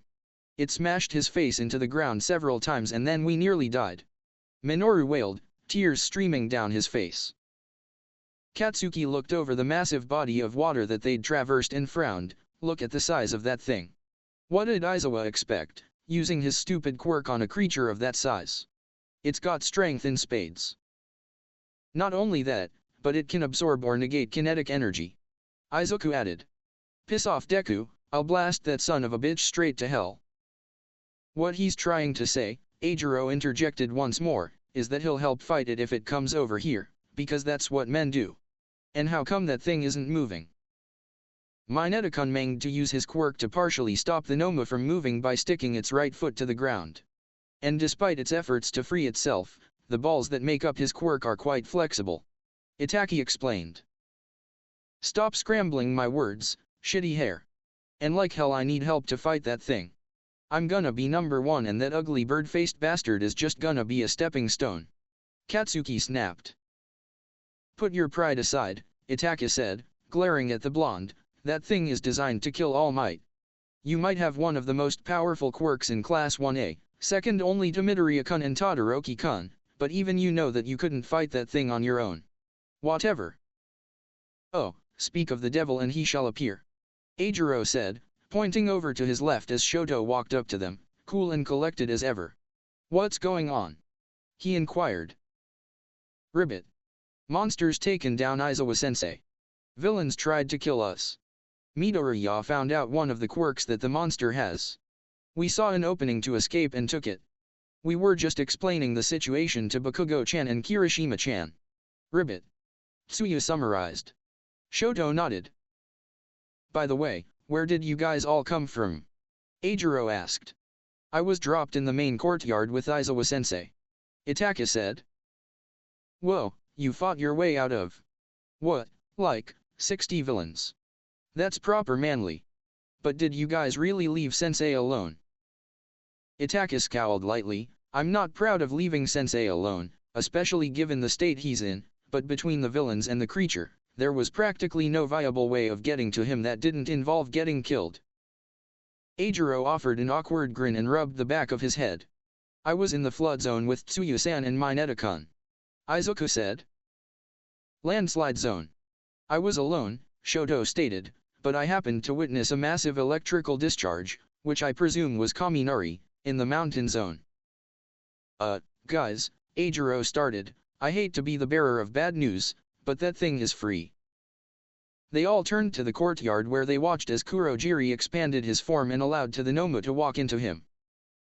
The creature disappeared from view, setting off dozens of alarm bells in Itachi head, before the warping villain shrank down and seemingly collapsed into himself, disappearing from view entirely as Tamura began to gather villains who hadn't been beaten into oblivion by himself and Aizawa. Seemingly gathering them for another assault. Oi, where the fuck did they go? Katsuki questioned, small explosions erupting from his gloves as his single grenade gauntlet shone red briefly, indicating that its sweat storage was at maximum capacity. Over by the entrance of the USJ, as Mina and Mizo hovered over the downed form of 13, Hanta, Rakido and Okako were stood at the top of the stairs that led down to the rest of the building, looking down at the villains and the incapacitated Aizawa. Hey, Rakido murmured, fists clenched, when do you think Aizawa will be back? He's been gone for a while now. Okako and Hanta looked at each other, trying to put on their brave faces as Tamura walked around, gathering his subordinates. No idea, but we've got to do something about Aizawa-sensei. We can't leave him alone down there with all those villains.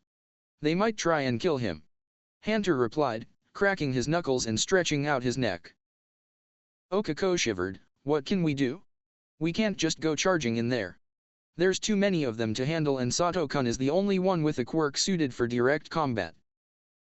The three of them paused in thought, with Hanta letting out a sigh of frustration after a few seconds. Damn it, I've got nothing. He huffed. Me neither, Rakido added, frowning as a massive explosion rocked the building, followed almost immediately by a wall of ice sweeping across the body of water by the courtyard, and that was followed by distant, angry screaming, "Eureka!" The brunette swallowed down a lump in her throat. "I've got something.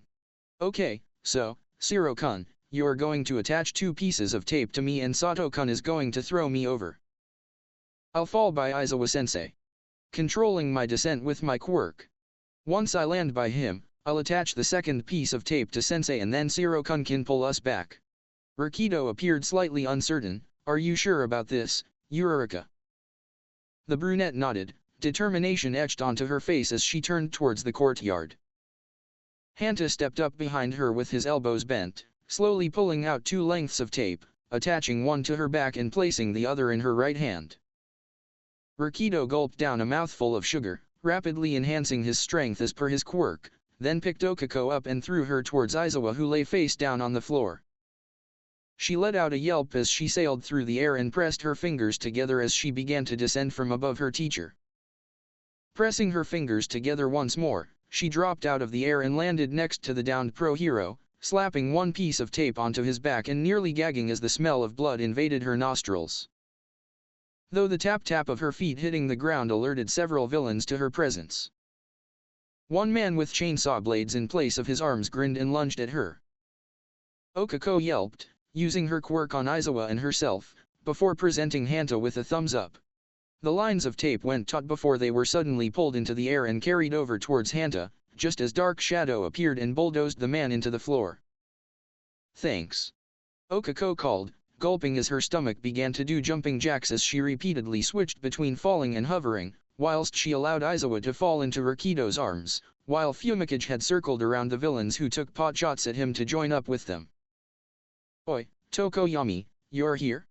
Good to see you," Hanta exclaimed, grinning at the bird-headed student. Okako was too busy vomiting to speak, while Rakido was holding onto their teacher in a bridal carry. Fumikage nodded stoically. "Likewise, I have been engaging in a revelry of the darkness." Hanta's sweat dropped. Dark Shadow burst out of Fumikage's abdomen. "What he means to say is that we kicked so much ass." "Language, Dark Shadow. But that's more or less what's happened. Has Aizen not come back yet?" the bird-headed student inquired. Hanta shook his head. Dark Shadow hovered over the limp, cradled Aizawa, his glowing eyes expressing some degree of remorse. "Oi, this guy really doesn't look so good." And then the USJ doors exploded. The gathered students tensed as the black mass of Kurojiri appeared in front of them, growing in size. His glowing eyes had shrunk in a sneering-like manner as Katsuki pulled back on the handle of his grenade gauntlet, unveiling a small, white pin as he aimed at the rapidly expanding portal. "Bakugo-kun, whatever you do, don't hesitate to fire," Itachi instructed. The blonde huffed, but didn't take his eyes off Kurojiri as the villain's form had grown to the size of the Nomu. "Fuck off, trench face, I don't need you yapping on in my ear. You're as bad as the stupid, fucking nerd." "Kukin," Izuku protested, then froze as a low hiss entered his ears. "Brace yourself, morons," Katsuki told them, pulling the pin on his gauntlet just as the Nomu came barreling out of Kurojiri like the world's most heavily muscled freight train. The creature barely had time to fully exit the warping villain before it was hit by a massive explosion that shook the building. A massive tidal wave of ice, courtesy of one Shoto Todoroki, surged forward and consumed everything that had been directly in front of them, creating a sea of ice that stretched from Shoto's right foot, all the way to the courtyard where the villains were still gathered. Katsuki rounded on Shoto and snarled, only to be met with an indifferent stare. Itachi nearly rolled his eyes. Was the blonde about to start complaining now of all times? "Oh, that was indeed close," a voice said from behind them. They all turned to find Kurojiri stood by Minoru who cried and glomped Tsuyu, seemingly non-threatening and incredibly laid back, but there was a multitude of cracks on one of the bracers around his neck. Katsuki smirked. Izuku blinked. Itachi raised an eyebrow. "Your metal plate is cracked," Izuku started. "That means, Kukin's explosion heated it up, while Todoroki-kun's ice super cooled it before you could escape. Metal expands when heated and shrinks under the cold. So dash." Itachi smacked Izuku upside the head to bring him out of his own world. "Yaeyorozu-kun. We understand what you're getting at, Midoriya-kun, but what is that bracer you wear around your neck? A limiter of some kind? Itachi inquired. Kurogiri's eyes became dangerously thin. That's none of your business, he hissed, then his eyes crinkled up into what was presumably a smile, and you children, so easily distracted by new developments. You've forgotten to pay attention to the actual threat at hand. The ice behind Katsuki shattered and the Noma came rushing out, only to be met with another wall of ice that it simply barged through. Bakugo. Eijiro pushed the blonde to one side as the beast lunged at him, grabbing his legs in a vice-like grip as he willed hardening to manifest all over his entire body. The redhead cried out as he was slammed into the ground several times, smashed face first into the cement like a doll that was being abused by an oversized toddler in the midst of having a tantrum. Kirishima-kun! Izuku cried, horrified by the brutal display before him, wincing as Eijiro was thrown into the floor and then stomped on several times. Kurogiri began to shrink into himself. Whilst you children are slaughtered, I'm going to dash. He was interrupted as a livid Katsuki blasted himself into him and tackled him to the ground. Kurogiri grunted as his neck bracer gained a bigger crack, courtesy of Katsuki unleashing another explosion against its cool surface. The blonde leaned down with a bloodthirsty grin and hissed into where the warping villain's ear would be. Move, and I'll blow you to fucking pieces. Kurogiri stilled, heeding the threat. Itachi took a few cautious steps back and turned to the other students. Midoriya-kun, I wouldn't ask you this in any other circumstance, but dash. You need one for. My strength, I'm all ears. What do you need to me do? Izuku replied, determination written all over his face, but Itachi was briefly overcome with confusion when his Sharingan seemed to read ahead, like it always did when reading people, and he saw the green-haired boy mouth all. What's one for all? Is that the name of Midoriya-kun's quirk? Itachi thought, but knew at the moment that answers weren't important. Glancing at the other three, he saw that Shoto and Tsuya were ready to act, while Minoru seemingly resigned with the fact that he was probably going to die in the next minute or two, looked like he wanted to go out with a bang. Turning back to the Noma, Itachi glanced at the exposed brain and narrowed his eyes. Kinetic absorption or negation, and a possible regeneration quirk, Itachi thought, yet whoever made this thing never expect somebody to notice such a glaring flaw, even after the acknowledgement of such quirks. A sufficient blow to the head will stun anyone, and as for the eyes, even the toughest villains will guard their eyes. I don't think Kirishima can hold out much longer, if at all. I assume you have a plan? Shoto inquired, bringing the raven-haired student out of his thoughts. He glanced at the heterochromatic boy and nodded. Todoroki-kun, I'm going to need you to send more ice to that Noma. You may catch Kirishima-kun, but I'm going to need you to immobilize it. Itachi started, his Sharingan darting back and forth between the assembled students. Mineta-kun, use your pop-off and lay a sticky minefield around the Noma. If it manages to break free, I need you to make it difficult for the Noma to move. Minoru, despite the fact that he looked like he was about to piss himself, gulped and nodded. Itachi then turned to Tsuya, who straightened under his gaze. How high can you throw people with your tongue? Ribbit. I'm not launching people into the air with my tongue on a common basis to know that, but I think I can throw you pretty high. Tsuya replied. He pointed at Izuku, you're throwing him. I need you to throw Midoriya-kun into a trajectory that'll allow him to fall directly onto the Noma. And as for you, Midoriya-kun, you're going to quite literally punch the Noma's brains out. You'll move when I give Todoroki-kun the signal. Punch its brains out, but dash. Izuku paused, as if suddenly catching onto Itachi's train of thought. The green-haired boy nodded, steeling himself as he clenched his right hand. This was a literal do-or-die situation. Failing to act would result in Eijiro's death, followed immediately by all of them being pulverized by the Noma. The creature in the question stomped on Eijiro, who went limp as hardening deactivated, for the 14th time, and then turned to the other students. It's his prompting Itachi to turn to Shoto and nod. The temperature plummeted and frost began to accumulate on Shoto's body as he summoned a massive wave of ice, bigger than anything he'd summoned prior to then. It surged forwards, swamping over the Noma and encasing everything below its neck in ice. With its arms trapped under the ice, the creature roared and flexed, oversized muscles bulging as the ice around it began to crack. Minoru screamed, blood streaming from his scalp as he threw dozens upon dozens of his pop off onto the ice surrounding the Nomu. After he stopped and let out some kind of battle cry, which was so high-pitched that the others mistook it for a squeal of terror, Itachi caught the shortest member of Class 1A as he collapsed and sobbed. I gotta see Yaoyorozu's glorious momos in their full glory at least once. He whined. Itachi, who was tempted to drop the boy, wished he could still use the Tsukuyomi, even just to abuse the annoying midget for a single second. Tsuyu extended her tongue so it could wrap around Izuku's waist multiple times. Then, she spun around several times, eventually lifting Izuku into the air like one might do with an object attached to the end of a rope, before flicking her tongue like a whip and launching Izuku into the air. The green-haired boy let out a yelp of surprise as he flew into the air and approached the roof of the USJ, and then began to fall, directly towards the Nomu. The Nomu growled and flexed once more, freeing its chest and left arm as a significant portion of the sea of ice shattered like glass. Setting Minoru onto the floor, Itachi tossed his katana in front of him and flipped, kicking the hilt with his foot. It flew through the air like the world's deadliest dart and slid into one of the Nomu's eyes, proving his hypothesis correct. Kurogiri twitched as the beast flinched, already moving to pull the blade out of its face, and Katsuki set off another explosion against his bracer. "What I'd fucking say. Don't move, asshole."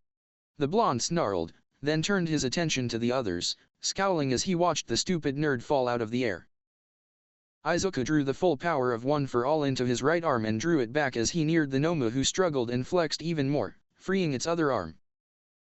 Across the frozen water, Tomura watched with one astonished eye as Izuku fell towards his prized weapon, remembering what his master had told him, no fucking dash.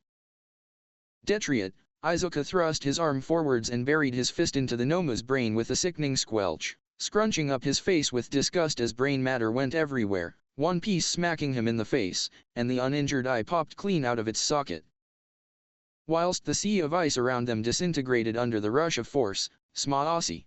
The Nomu collapsed and flopped forwards, its humongous form crashing against the floor. Izuku let out a cry of pain, his arm clearly broken, as Tsuyu's tongue wrapped around his waist and gently lowered him to the ground. Nothing but silence reigned supreme throughout the USJ, until Tomura's furious screams of blind rage pierced through it.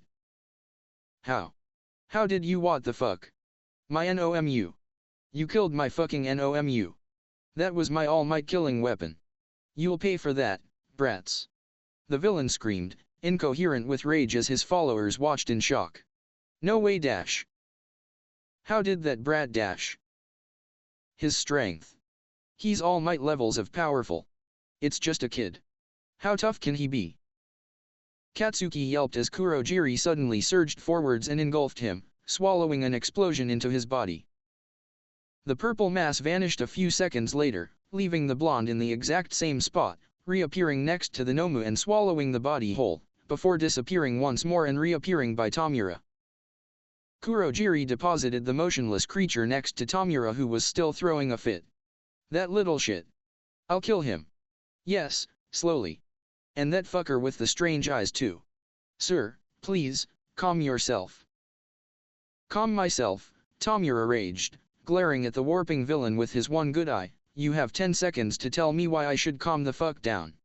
Kurogiri simply pointed at the Nomu. Tomura blinked at the Nomu's brain began to regrow itself, like an unused balloon being inflated, one of its fingers twitching as it did so. Oh. Did you really think Master would send you to kill All Might unprepared? Kurogiri inquired, sounding suspiciously smug. I shouldn't have doubted Sensei. The blue-haired villain mumbled. A rumble echoed like thunder through the buildings as the main doors were suddenly destroyed. The students felt a sense of relief, while the villains felt a sense of uncertainty and dread, as the massively imposing figure of none other than All Might stepped forth with an expression of unbridled rage etched onto his face. Have no fear. For I have arrived. Tomura just smiled as he placed his father's damaged hand against his face. Looks like we gotta continue now that the final boss is here. All Might's massive form strode forwards, his ferocious glare fixed upon the villains as he stepped forwards, one purposeful step at a time as the students closest to him, the ones who'd fought Kurogiri after he incapacitated 13, cried out with relief. Tears streaming down the faces of Okiko and Mina. Inflicting distress and pain upon my students. That is wholly unacceptable, he stated, softening his expression as he looked over Eraserhead and 13, students. I had a bad feeling when I couldn't contact Aizawa-kun and redoubled my efforts to get here upon coming across young Aitsa, who explained the overall situation. All Might. He's really here. Mina cried, hugging Okiko, who desperately returned the gesture. Take deep breaths, young Ashido, All Might advised, gracing the pink-skinned girl with a smile. Young Sato, take Aizawa-kun and make your way towards UA. Recovery girl and her medical robots are on the way with the rest of the school staff. Young Tokoyami, can you use Dark Shadow to carry 13-san and follow young Sato? Yes, sensei. At the command of his master, Dark Shadow emerged and gingerly picked 13 of the ground, handling her like one would with a partially armed grenade. The two students looked at each other and then hurried out of the USJ. Young Shiro, Shoji, Uraraka, and Ashido, please get behind me. All Might ordered, staring down at the villains as the remaining students gathered behind him, Mizo even going as far to protectively wrap his arms around the two female students.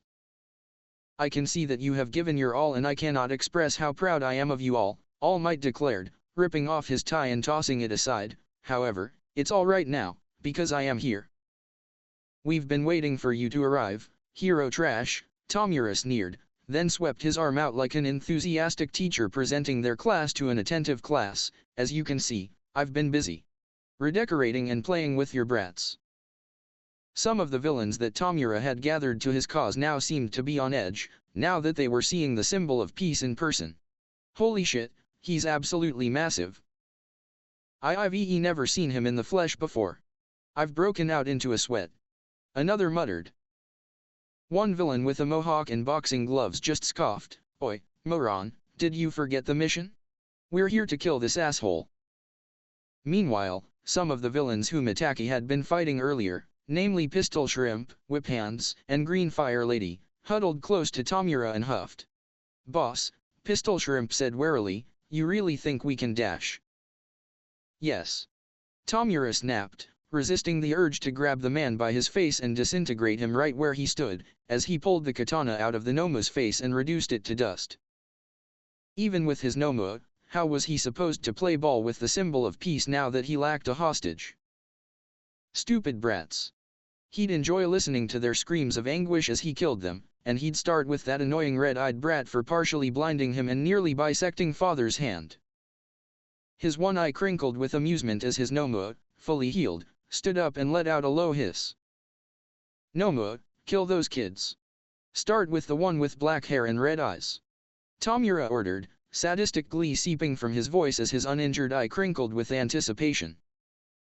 Itachi blinked, eyes widening as the Nomu suddenly materialized above him, fists raised to smash him into the dirt. His Sharingan watched, painfully recording every little detail, from the contraction of several muscles, to the shrinkage of several pores, as the Nomu threw a powerful haymaker at him. There was no way he'd be able to dodge. It moved fast enough for his Sharingan to barely keep track of it, but his body. Itachi'd be lucky if he managed to so much as twitch before it killed him. The world suddenly blurred around him, prompting his stomach to do jumping jacks in protest.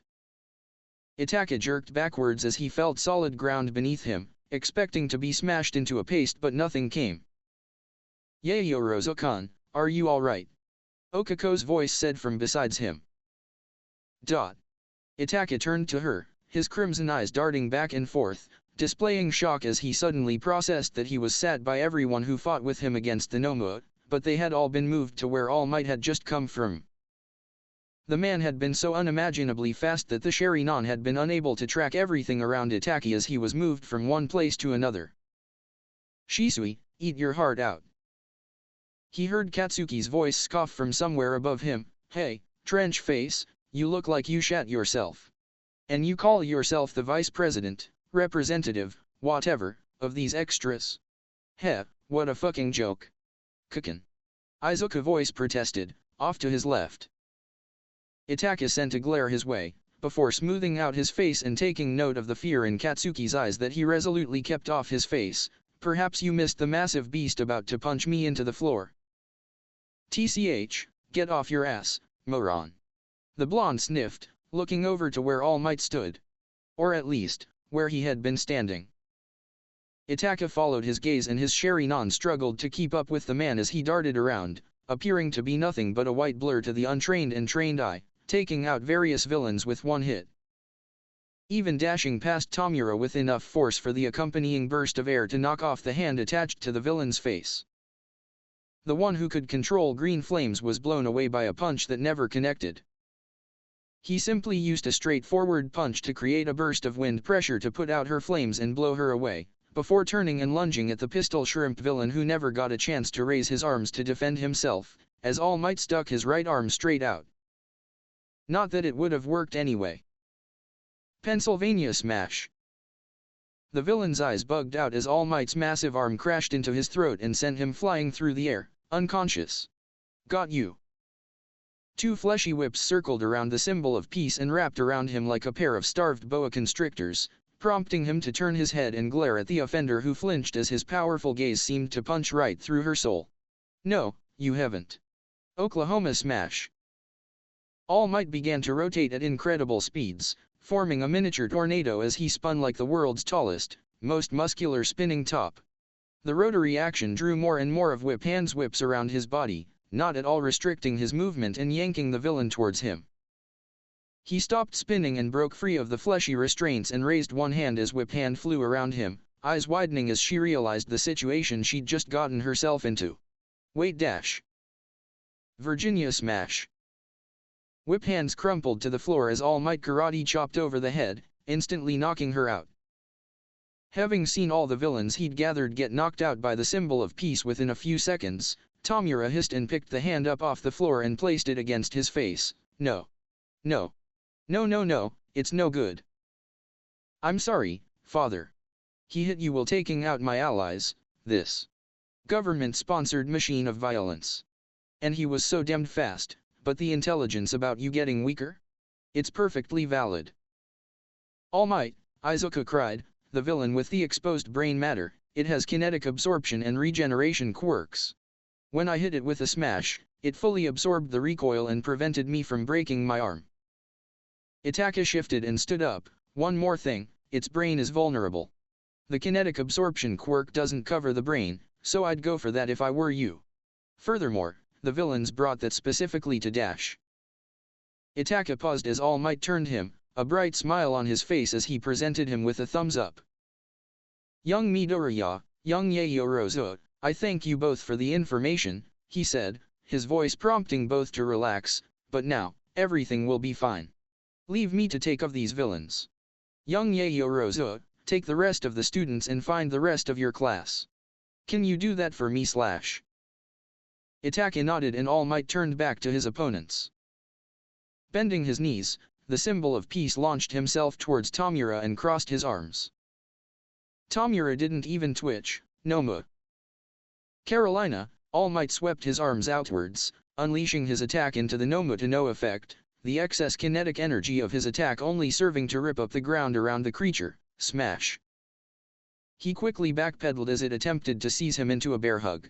All Might readied himself, then as the Noma lunged at him, delivered two powerful punches into its face that would have taken out anyone else, but the creature didn't even appear to notice the hits. The Noma threw a punch, aiming to knock his head clear off, but All Might smacked the arm aside and drove the back of his fist into the Noma's face. Washington Smash.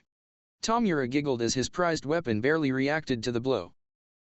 All Might evaded another set of punches, frowning as he noticed that his attacks were failing to do any sort of proper damage to his opponent who reared back a fist, but he was much quicker on the ball and lunged forwards, getting within the Nomad guard before it could deliver its attack.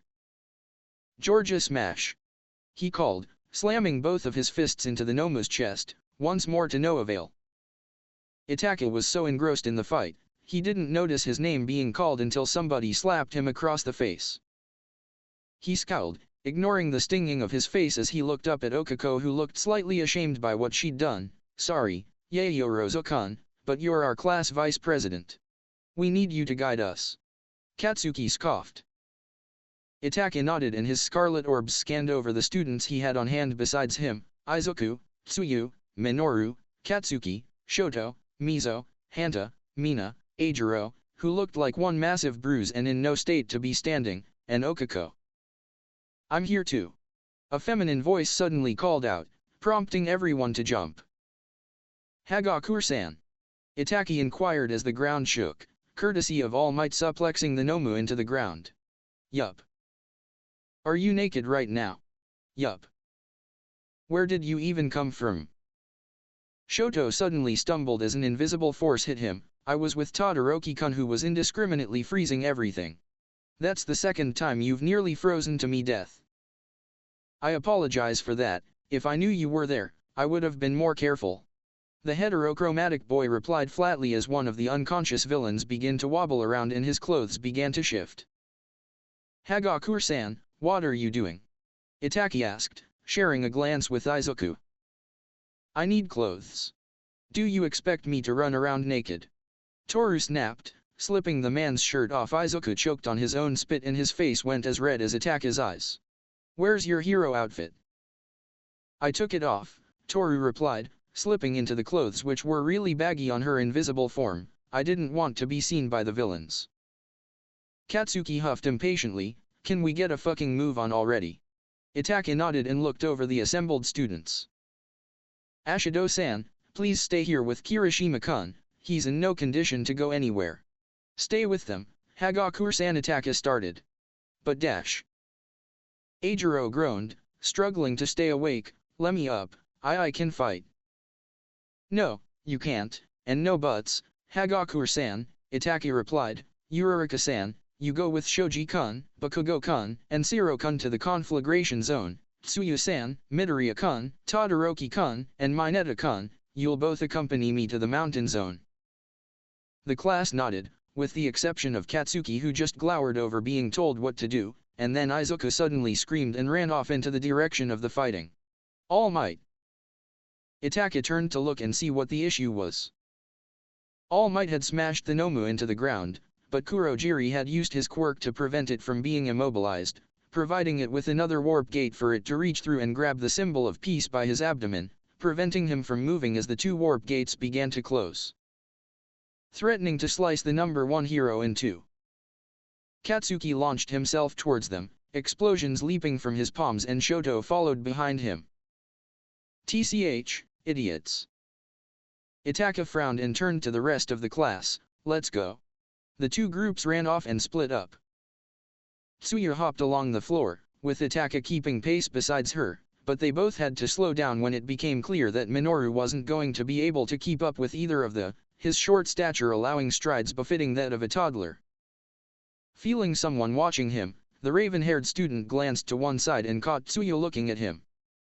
"Is something on your mind, Tsuyu-san?" The frog-like girl just blinked, her expression never changing. "I believe Todoroki-chan said that he saw a burst of electricity from the cliffs ahead of us. It's obviously Kaminari-chan, but do you think he'll be okay?" Itachi grunted, "Kaminari-kun is a fool, but he's not stupid. I believe that he'll be able to keep himself out of trouble. And his quirk would make anybody wary of getting close to him." Behind them, Minoru was whimpering and almost sobbing. "Gah, I just got out of one fight and you two are dragging me straight into another one," he moaned, all while peeking at Tsuyu whenever she lowered herself for a jump. "Huh, that bodysuit hugs her butt quite nicely when she's dash." "Mineta-chan, I'd appreciate it if you stopped looking at me like I'm a piece of meat," Tsuyu deadpanned, bringing the boy out of his daydreaming as the mountain zone loomed up ahead of them, "and nobody is dragging you anywhere." Itachi nodded imperceptibly, "You were more than welcome to object to me choosing you and staying with Ashido-san, Hagaku-san, and Kirishima-kun, Mineta-kun." Suddenly, a dull puff was heard as a flare rose into the sky, burning brightly for a few seconds before rapidly dimming and fading from view. "Who would be carrying a flare on them?" Tsuyu inquired. "I saw everybody's outfits when we were coming here and nobody had a flare on them." "Must be the class president," Minoru stated. At the two looks he got, one requesting an explanation and the other daring him to start drooling over the thought of the buxom student, he continued, well. Yaoyorozu's quirk is allow her create whatever she wants, right? As long as it's non-living. So clearly, she just created a flare gun to signal for help. Isn't that what stranded people who, at least, if they've prepared beforehand? Itachi hummed, that is something my sister would do. You're smarter than you let on, Mineta-kun, but don't think I'd let you get anywhere within 6 feet of her because you're capable of thinking with what's between your ears and not what's between your legs. The boy's face fell, but another glare shut down whatever argument had been brewing in his throat. We're here, but there's no way of actually getting up, Tsuyu announced, staring up at the massive cliffs that stood before them. I'm going to have to throw you both with my tongue. And throw them she did. Itachi found himself wobbling on the edge of one of the cliff, precariously balanced on the edge, and with 0 chakra to use to maintain his grip on the rock. He had to muster every ounce of abdominal strength he had to prevent himself from tipping backwards until Tsuyu climbed to the top and helped him obtain a better footing. Thank you, he said, glancing aside at Minoru who had gone green from him uncontrolled ascent and descent which saw him land on his backside. You're welcome, Tsuyu replied. Walking through a path with boulders lined on either side, and even a friendly-looking quicksand pit if one wanted to try their hand to slowly sinking to their death, the trio soon came across a rocky clearing which had Momo and Kyoka stood on one side. And opposite them was a villain wearing a hockey mask and holding a brain-dead Denki hostage. Minoru very nearly yelled out, but Itachi clamped his hand over the shorter boy's mouth and they took cover behind a rock. Tsuyu blinked. What do we do? Kaminari-chan is a hostage. Itachi removed his hand from Minoru's mouth and frowned, peeking out from behind the rock as the villain taunted his sister and the rocker girl, bringing his electrified hand closer to the boy's face as the latter tried to make a discreet move. Don't try anything, girlie, the villain sneered as Denki ate his life away. I ain't stupid. 'Cause only a moron would fall for a little trick like that. And you, brats, behind the rock, come out with your hands up. Minoru squirmed. What, he knows we're here? How? I don't know, but Kaminari-chan is at his mercy. We should do as he says. Tsuyu said, looking at Itachi for approval. Agreed. Itachi deactivated his Sharingan, not willing to take the risk of the villain seeing him with his quirk active and, misunderstanding it to be a threat, shocking the life out of Denki. No funny business, either of you. Stepping out from behind the rock, aware that Tsuyu and Minoru were huddled together behind him, Itachi held his hands up in the air as he walked towards the villain who positioned himself so he'd be able to see all 5 of them from his peripheral vision if necessary. He walked forwards until the villain pointed a single finger at him. That's close enough, brat, stop right there. The man sneered, electricity buzzing around his outstretched finger. Itachi took one more step, ignoring the horrified yelp of Minoru. He ceased his advance as a stream of electricity leapt from the man's finger, prompting Momo to let out a scream as his nose was filled with the smell of ozone. The bolt shot past him and impacted against the rock he'd been hiding behind just moments ago, causing it to explode. Okay, so he's not bluffing. Now then. Ignore me again, kid. Next time, I won't miss. The villain snarled, eyes narrowing behind his mask. I'm curious to know, how did you know we were hiding? Itachi inquired, briefly looking past the man to check up on his sister and Kyoka who besides having dirt on their form, seemed relatively unharmed. Being an electricity user, you lack a sensory quirk. So, I'm curious to know. My quirk isn't an option, since he'd probably kill Kaminari-kun if he noticed me using it. My katana has been destroyed by that childish idiot with the hands. Density seals are laying about somewhere in the courtyard where I fought those villains with Aizawa-sensei and shuriken will be far too slow. Curse my lack of chakra. Itachi thought, scowling to himself. Momo was having a similar dilemma. Creation is slow and too flashy to use discreetly. I could create an anesthetic, but I don't know any formulas off the top of my head and even with a distraction, Kaminari-san is right there. Also, a lightning rod is far too big and would it even work with that villain's hand right next to Kaminari-san's face? The villain cocked his head to one side. You fucking with me, kid. 'Cause if you are, your friend is dead meat. The Sharingan quirk user shook his head. No, I'm genuinely interested. The man snorted, shifting his weight from one foot to the other, but began to detail his quirk. "Fuck me, if you really wanna know," the villain grumbled, rolling his eyes in exasperation, "I can generate bioelectricity. You know, all the electrical signals that travel along our nervous system. It's as simple as that, nothing overly special about it, but I can also sense of the bioelectric signals of other creatures. The girlie with you stands out like a sore thumb amongst all of you, must have something to do with your quirk. I see. Also, an electricity user threatening another electricity user," Itachi thought, furrowing his brows as a tremendous impact shook the USJ, followed by the Noma flying past them and through the skylight, prompting several nearby lights to explode from the impact. "Won't he just recharge Kaminari Kun?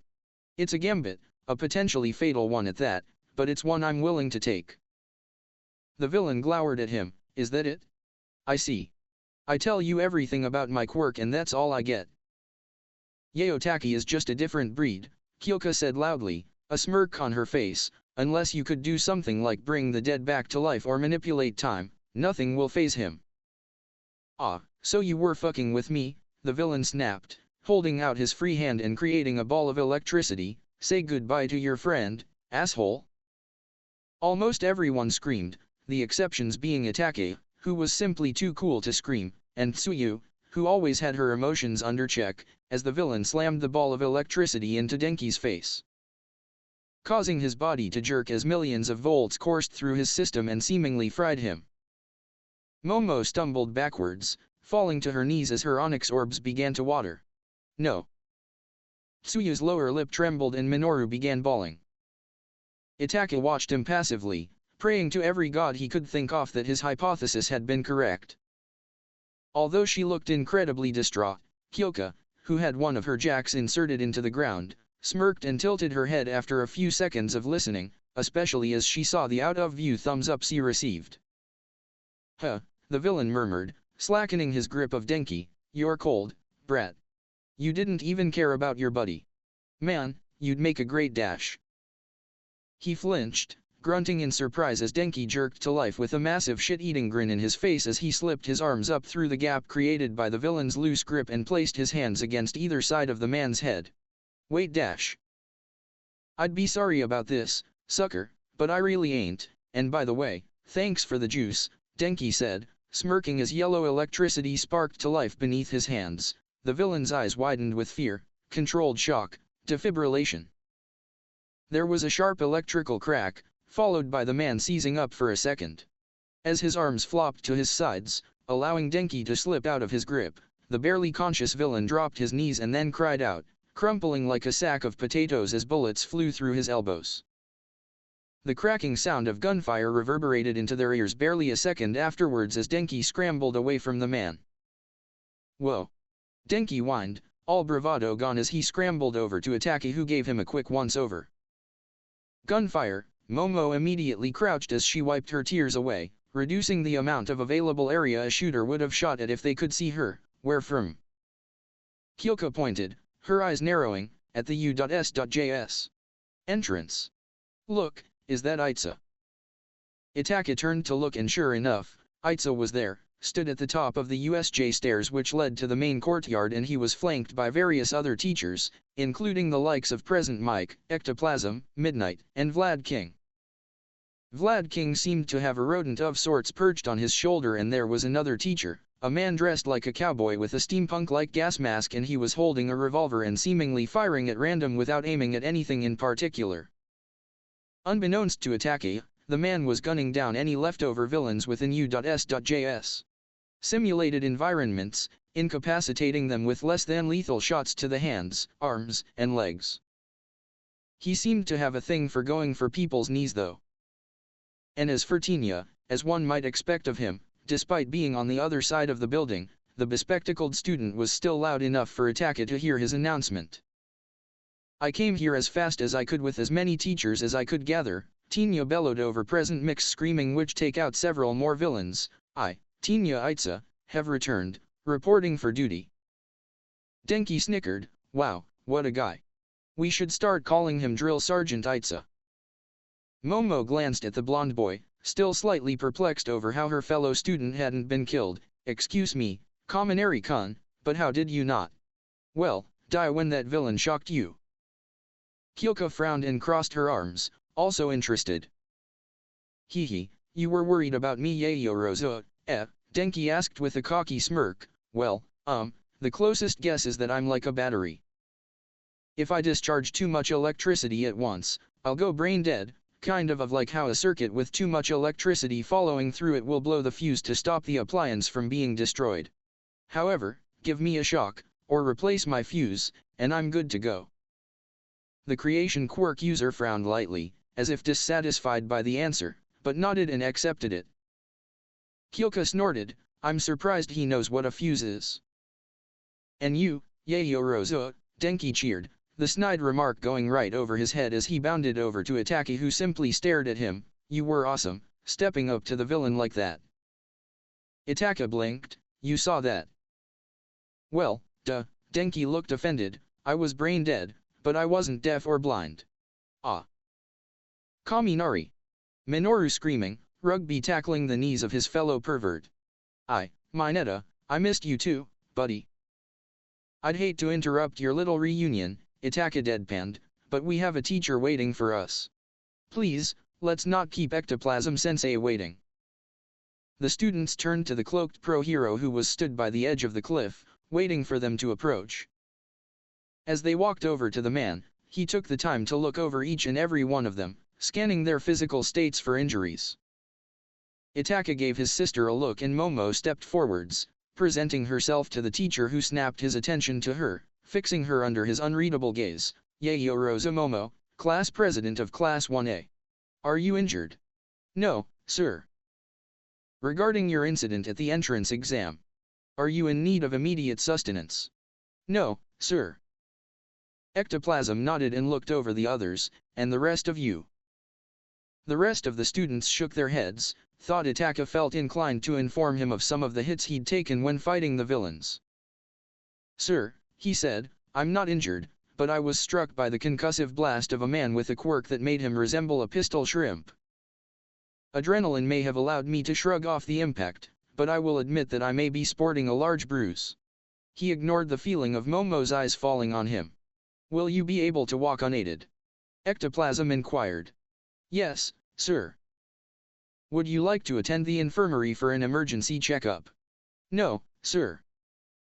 "Very well." Ectoplasm then turned around and began to descend down a pathway that literally blended in with the rest of the cliffside. "Please, follow me. We must return you all to UA as soon as." The students followed him down. At the base of the mountain zone, Hound Dog was stood, glaring at everything that moved and tightly holding onto something in his right hand. The two teachers exchanged a nod. As Itachi got close, the man stopped, held out a hand and started barking and howling ferociously at him. Itachi just stood there, confused as at why he was being assaulted with dog noises until Ectoplasm put him out of his misery. He says, and I quote, "I believe these are yours. Take them, boy, they're surprisingly heavy." Ectoplasm translated, eliciting a giggle from Denki despite the stone-cold seriousness of his voice. Kyoko punched him in the arm as Itachi took the hyperdensity seals. "Stop laughing, moron." Denki kept snickering, I'm sorry, I just couldn't take him seriously when he was barking in Yaoyorozu's face like that." "I'll admit," Momo added with a small smile as they approached the courtyard that had a circular cement construct erected at one part, "it was quite funny." Itachi disagreed. A cement block of a teacher smiled and waved at them. "Greetings. It's good to see you all in one piece. Please, move along, definitely nothing to see behind this construct." The students shrugged and continued past, but Itachi could have sworn he heard Izuku's voice speak from within the construct. Who is he talking to and where did All Might go? Surely, he wouldn't have ran off after being the villain with the hands and his weapon. Itachi thought, wondering if All Might was also hidden within the construct. Left alone in the USJ, barring the teachers who were gathered outside the construct erected by Cementos, the skinny form of All Might smiled down at Izuku Midoriya, who went bright red as his body rapidly began to acknowledge the pain signals coming from his broken legs. He'd broken his legs trying to save his mentor before Kurojiri could bisect him, but Katsuki had gotten there first, screaming at him to get out the way as they launched an explosion into the villain's bracer, destroying it and causing the gaseous-like form to flare up out of control.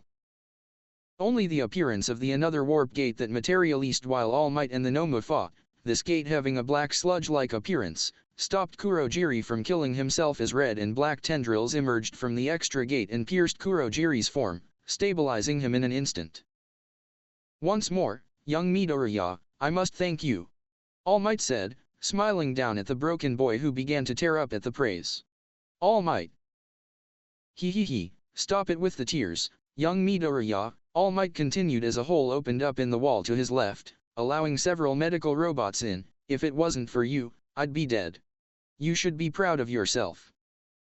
I am, but, All Might, I have something to tell you. Izuku said, his tentative voice causing uneasy to build in All Might's stomach. Go on. Izuku found himself stuttering up a storm until a raised hand prompted him to stop and start again. What I was going to say is that Itachi might know about One for All. The skinny man stood before him blanched. What the quirk is or what the quirk's name is. The name. Izuku admitted. All Might sighed, his bony shoulders sagging. How? Well, you know how Taka's Sharingan can read and predict movements. Izuku started, getting a nod. I nearly blurted out One for All in front of him, but stopped when I realized what I was about to say.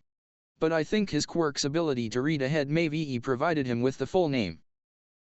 Young Midoriya. How many people know about One for All now? The green-haired boy blushed through the pain he was feeling. Potentially, Yaoyorozu-kun, and while he doesn't believe me, Kukin. All Might chuckled, you're terrible at keeping secrets, young Midoriya. Barely a week into your school year and 10% of your class might know about One for All. Still, the partial utterance of the name alone maybe piqued Yaoyorozu-kun interest, so even if he doesn't push the issue, we may have to sate his curiosity. Tell me, young Midoriya, do you believe Yaoyorozu-kun will be able to keep a secret? Izuku answered without an ounce of hesitation. Yes. Shortly after the villains had escaped and most of the students were gathered outside by the UA teachers, the police had turned up to properly secure the area and apprehend the villains who'd been left inside the building. A separate squad of officers had even found the Noma which had been launched a good distance away by All Might. When it didn't attack them, nor react to movement or their voices, they got to work on putting massive handcuffs on the creature. Meanwhile, Naomasa Tsukachi, senior police detective of the Musudafu police force, sighed as he adjusted the tan hat situated upon his head, looking over the gathered students who had emerged from the USJ building. Not all of them were out, however. Notwithstanding Izuku Midoriya and Eijiro Kirishima, both of whom had been taken away for medical treatment, there were 6 others missing from the group that was assembled before him. He kept a smile to himself, hearing some of the students discuss their missing classmates, appreciating their concern for each other. Hey, one student with a yellow costume and big lips started, how are our class president and vice president not out yet? Reckon they're okay. Another with a muscular tail nodded and smiled, definitely. Yaoyorozu-san and Yaoyorozu-kun can certainly handle themselves. Just give them time. Stop yammering, stupid extras, Katsuki snapped at them, besides, the morons are out. Stop fretting. Most of the class cheered as Itachi, Momo, Kyoka, Denki, Tsuyu, and Minoru walked out, the latter most looked like he wanted to run home and cry into his pillow. Naomasa cocked his head to one side, isn't that Sir Nitai's brat? Yao Momo, you're alive.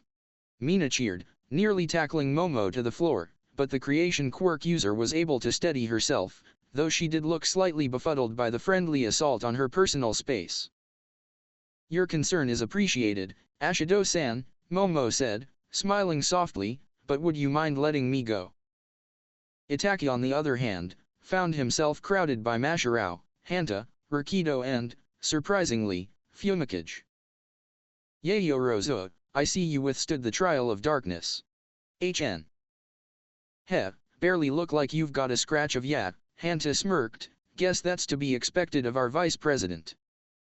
I appreciate the support, Shiro-kun, but I didn't get out of the battle completely unscathed. The villains got a good few hits on me. Even with your eyes? And shouldn't you go get yourself checked out? Itachi fixed the bland-looking boy under his stare. I don't know what you've led yourself to believe, but I can't react to everything my eyes see. And I'll be fine. My injuries are superficial, minor. Hanta grinned, full of bravado. Yayo Rosa? Perhaps I'll go and tell your sister that you ain't gonna go and get yourself checked out. His cocky demeanor crumbled to dust under the vice president's scarlet glare. No, you won't.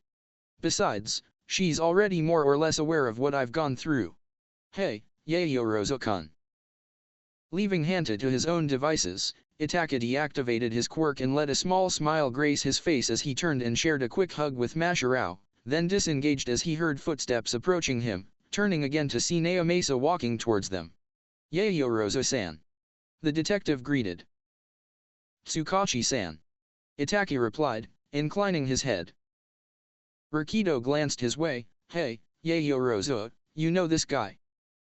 Yes, the Sharingan quirk user answered. Tsukachi-san would occasionally join Nitai-sensei on a case that he couldn't figure out himself or solve in a day. During my time at sensei's agency, I had the privilege of meeting one of Japan's best police detectives. The man chuckled lightly. I'm not sure about the best. Itachi shrugged, credit where credit is due. Your record is impressive for somebody so young.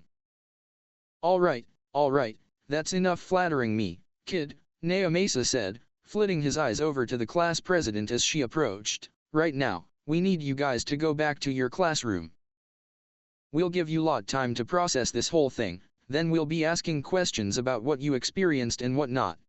This is a crime scene and you're all, by definition, victims. Detective, Tsuyu interjected, if I may ask, is Aizawa-sensei going to be okay? Naomasa bit his tongue. Eraserhead is in critical condition at the moment. He's suffered multiple fractures his arms and face, even sustaining a orbital blowout fracture. I'm not going to beat around the bush with you kids. The best case scenario is that your teacher gets away with little to no brain damage and a reduced capacity to use his quirk.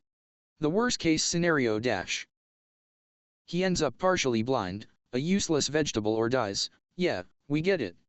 Katsuki grumbled, causing most the class to flinch and go pale at the prospect of losing their teacher. And 13. Momo inquired, trying to ignore the explosive boy's bluntness. She's received serious lacerations to her arms and upper back, but is otherwise in a stable condition. Another officer answered, handing the detective a chart. Itachi furrowed his brows, and our classmates, Midori Yaizuku and Kiri's Hima Ajiro. Naomasa bit his lip, sending a spike of worry through the class. Midoriya-san broke both of his legs and one of his arms, but with treatment from Recovery Girl, he should be on his feet by the end of the day. As for Kirishima-san, he broke most of his ribs, has a hairline fracture running along his sternum and shattered one of his collarbones. I doubt he'll be out of treatment as quickly as Midoriya-kun, but he'll recover. Stupid shitty hair. Katsuki muttered to himself.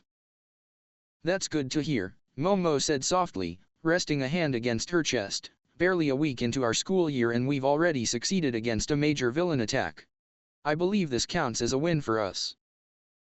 The class let out a cheer of agreement. Naomasa chuckled, let's just try and not make a habit of this.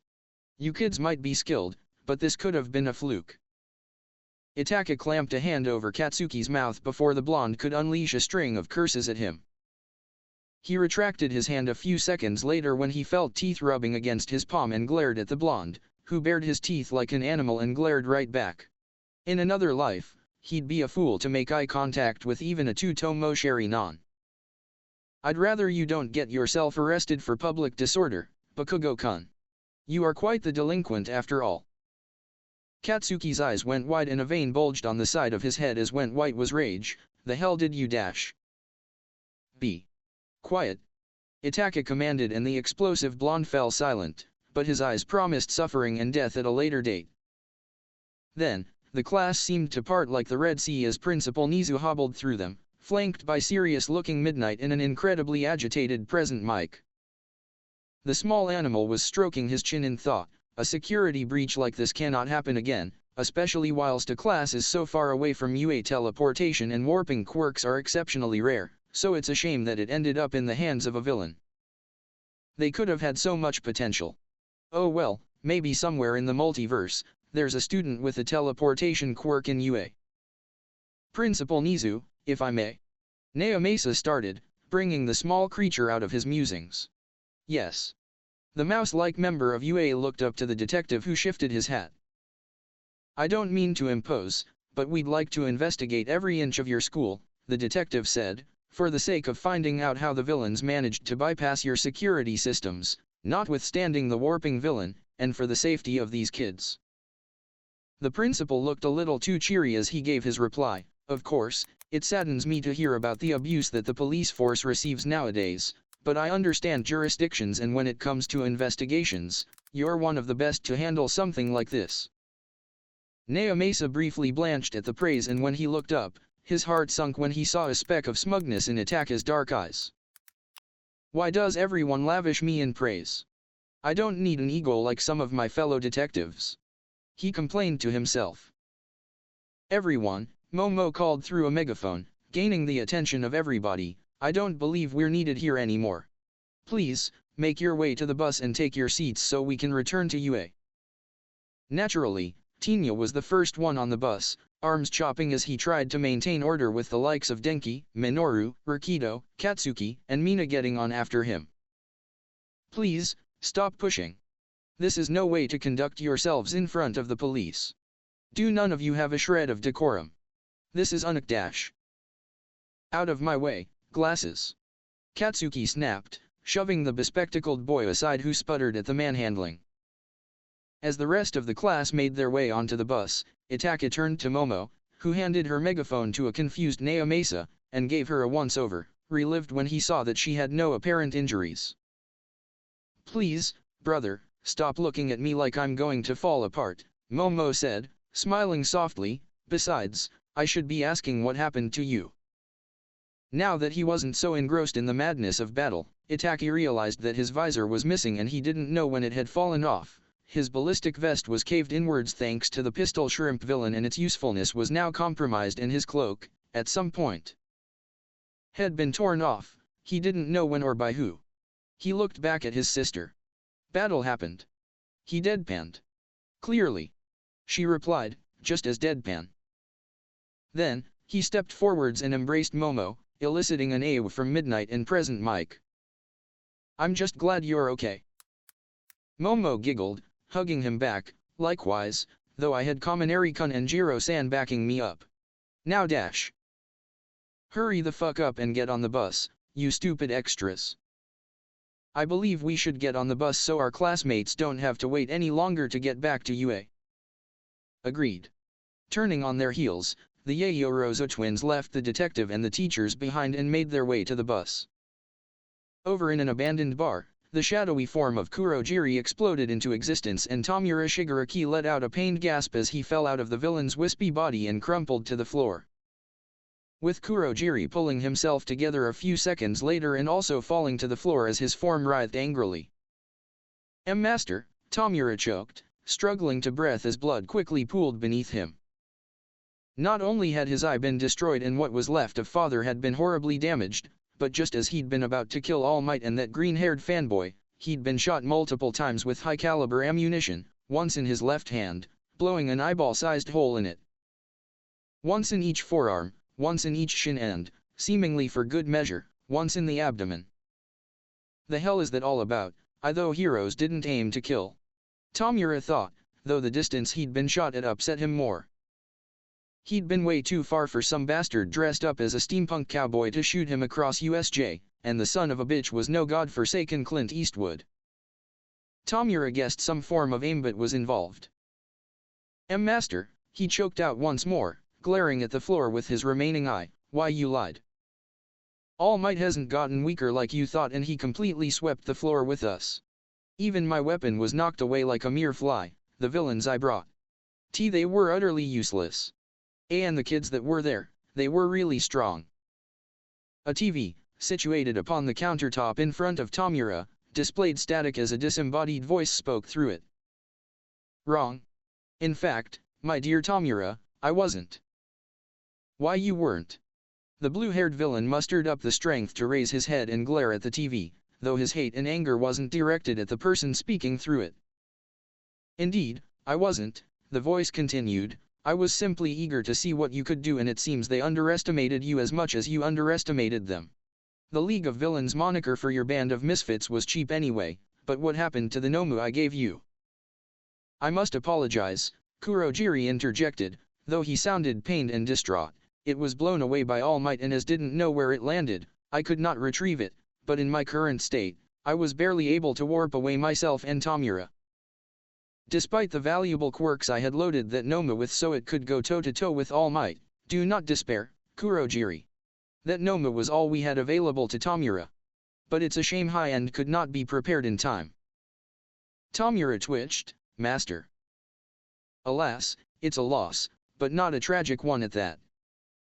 Speaking of All Might, Tamura hissed with as much venom as he could muster, there was this brat who had speed and strength compared to him.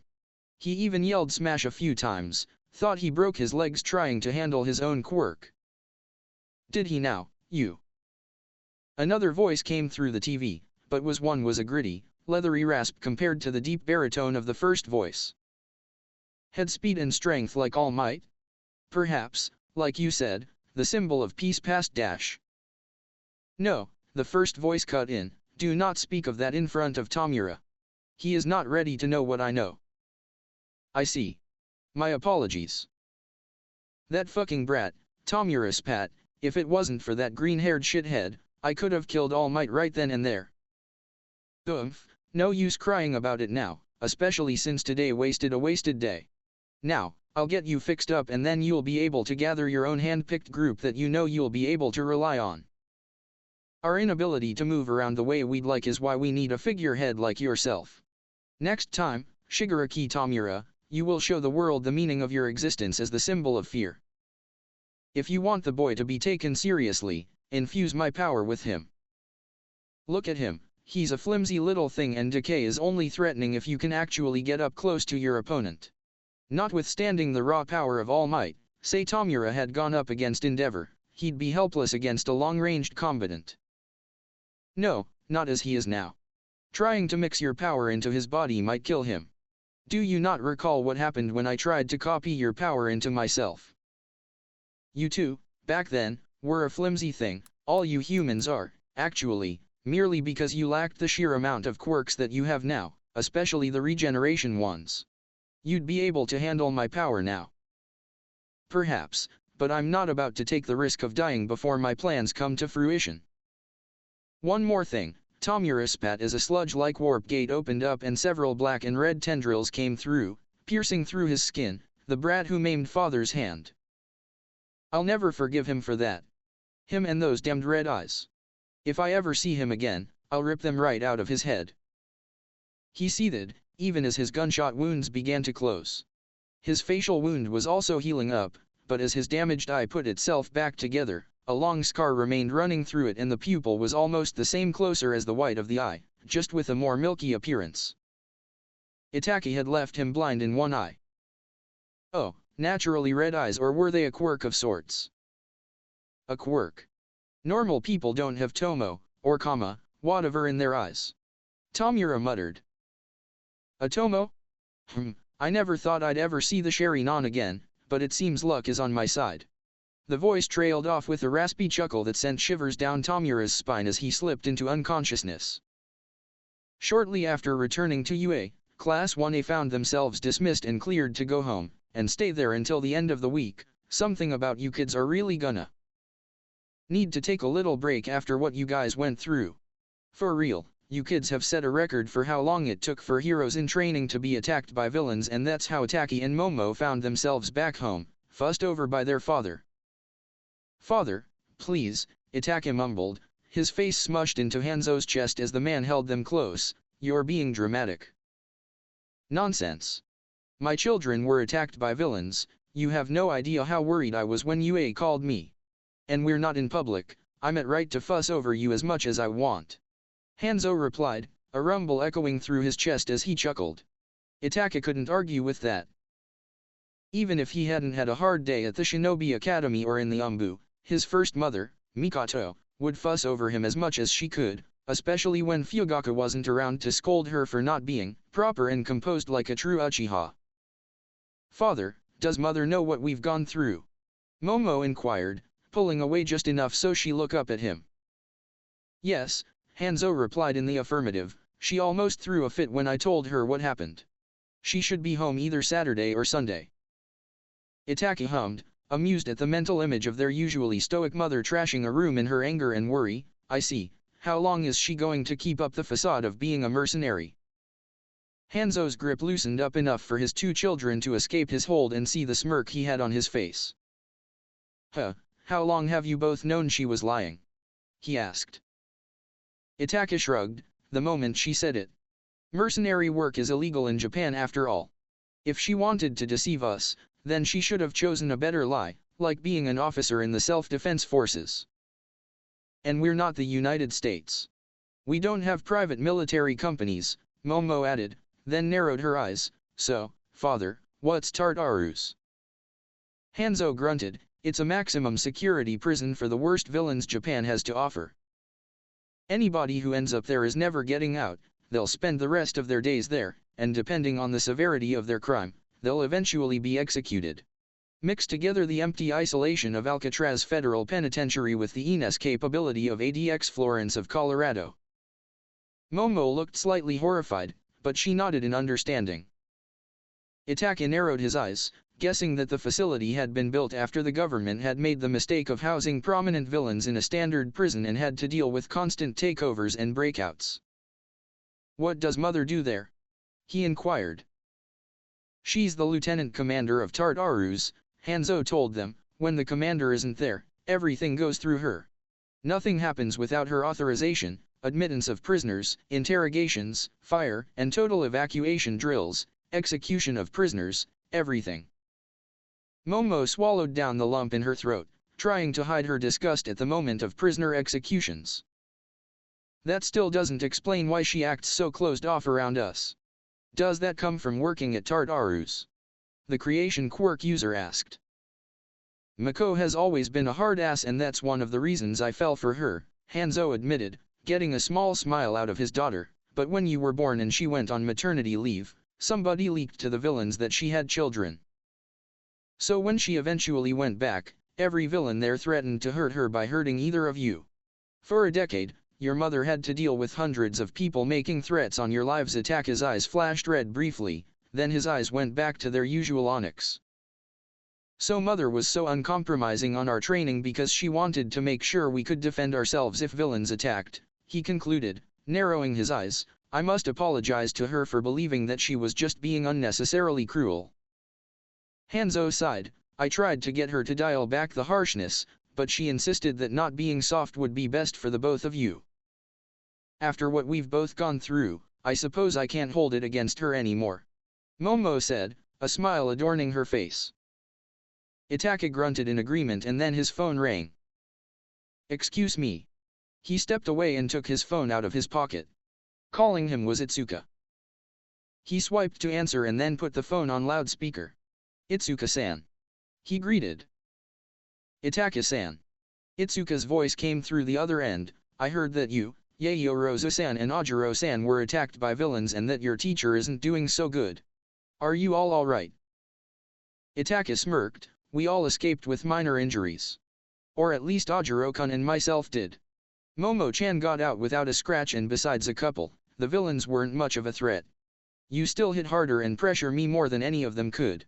Damn straight." "Regardless of my day, how was yours?" Itachi asked. A snort came through the other end. "Compared to yours, absolutely boring. Sometimes boring is best." "Yeah, I suppose so," Itsuka let out a sigh. "We had some hero course training until Principal Nizu's announcement came through and shut down the school, interrupting our lesson. Where you guys had your 2 versus 2 battles the other day, we had 1 versus 4. "Oh, what kind of exercise is that?"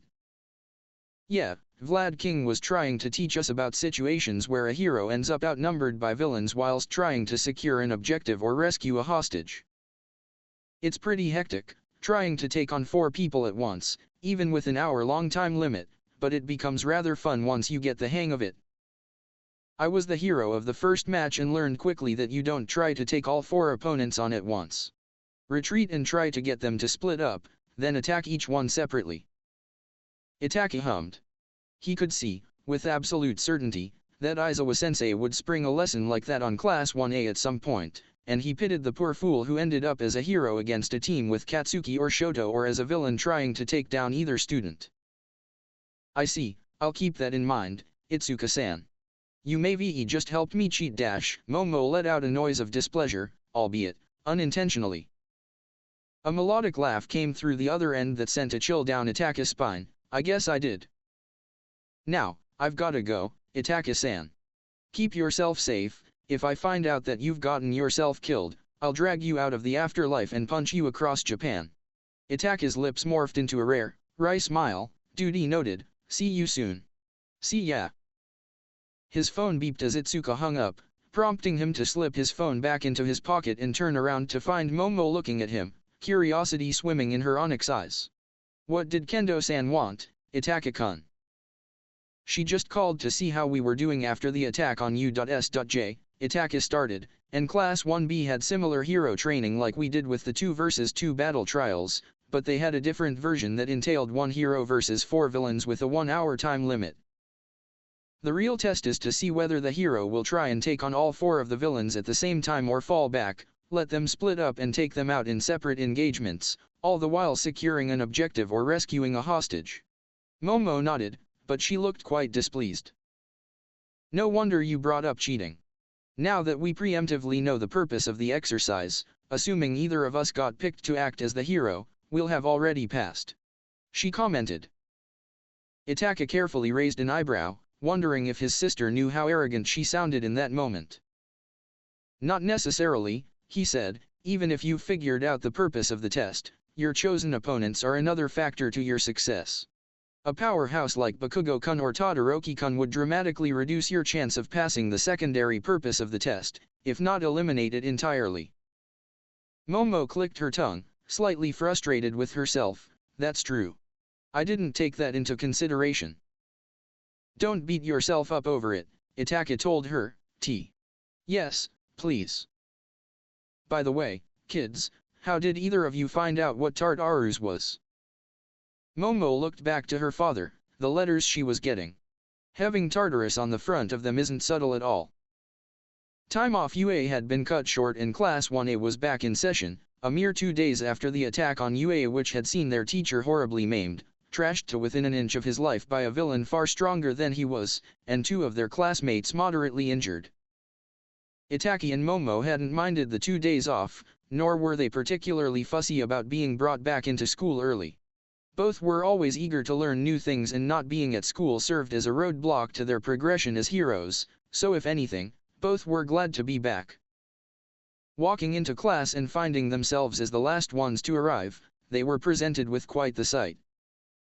Fumikage was brooding his life away as usual, muttering dark thoughts to himself.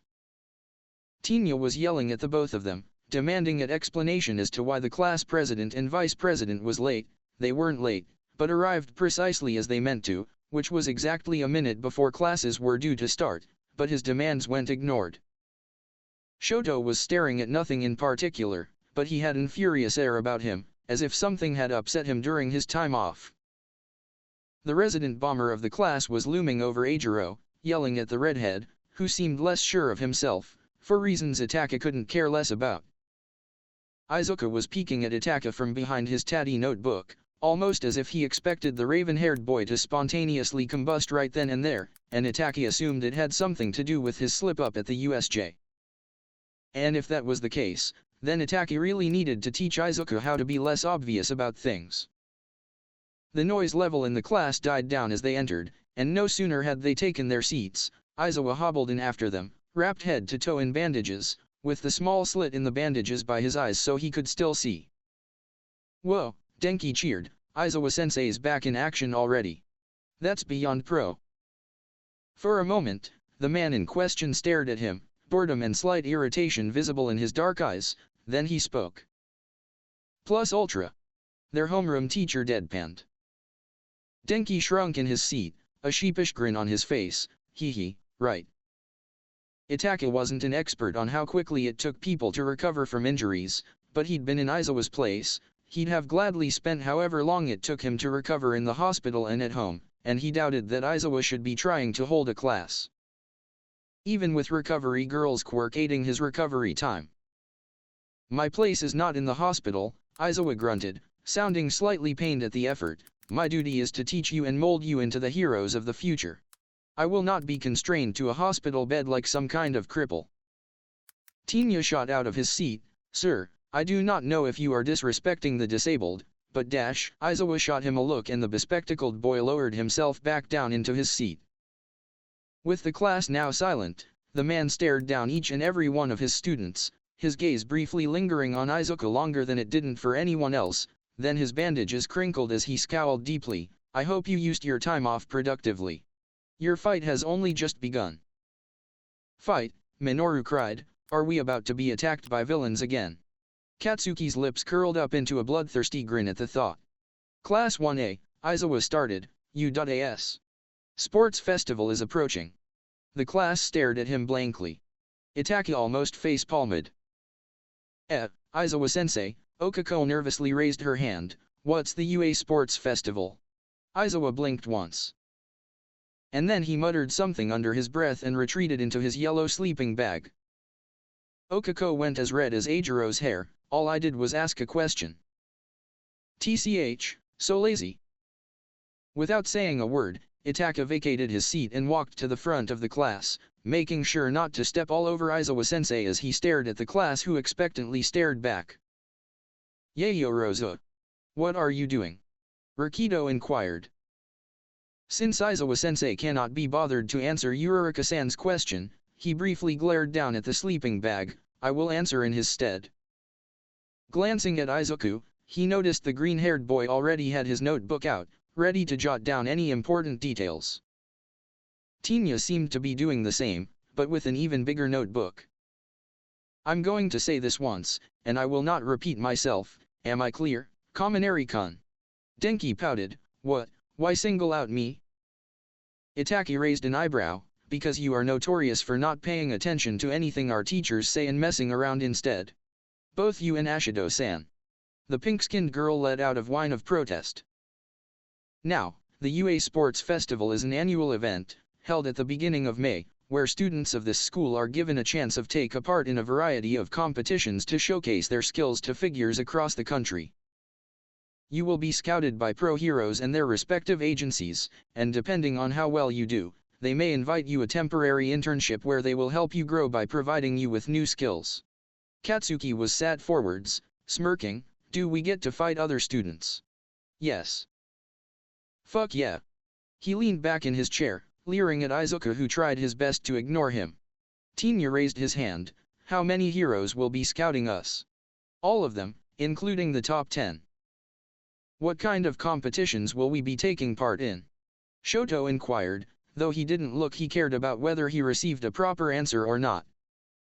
I'm not at liberty to disclose that information. He actually was, but where would be the fun in that? Minoru looked ready to fall into the floor. What if villains attack us again? The security at the UA Sports Festival is second to none, Itachi answered. Any villain trying to disrupt the event would be going on the equivalent of a suicide mission. Denki was grinning as he had his hand raised. When does this thing take place? Itachi glared at him, inwardly hoping he wasn't being serious. The electric blonde looked slightly lost. Did I miss something? Red bled into black and the two-tomo of Itachi's Sherry-non began spinning. Kyoka sighed and slipped a note to Denki that didn't go unnoticed by Itachi. Oh, May, right. Eijiro raised his hand. We're at the beginning of April and this sports festival takes place in May. That's almost 3 weeks from now. What are we supposed to do between now and when the festival starts? Itachi nearly rolled his eyes as black bled into red. Train and refine your quirks as much as you can, he said, eyes flickering over to Izuku who sat up straighter, because if you don't, you will not deliver your best performance and you will be overlooked by pro heroes. This is a chance to make yourselves known nationally, possibly even globally, considering the UA Sports Festival is broadcast worldwide. Do not let this go to waste. Plus Ultra. Plus Ultra. The class roared. Itachi felt something twitch by his foot. He looked down to see Aizawa-sensei peeking up at him from his sleeping bag. Sensei. Maybe you should take over the homeroom period. You seem to be quite good at it. Aizawa mumbled, taking out a juice box and slurping on it. Don't think that just because you're injured, I'm going to substitute for you, Itachi drawled. I only did this because you couldn't be bothered to answer Uraraka-san. Worth a shot. Alright, sit back down.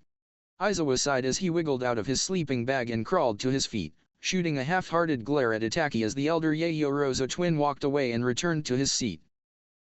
One of Aizawa's eyes twitched, sending a spike of pain rushing through his face and causing him to grimace, as the class stared at him expectantly.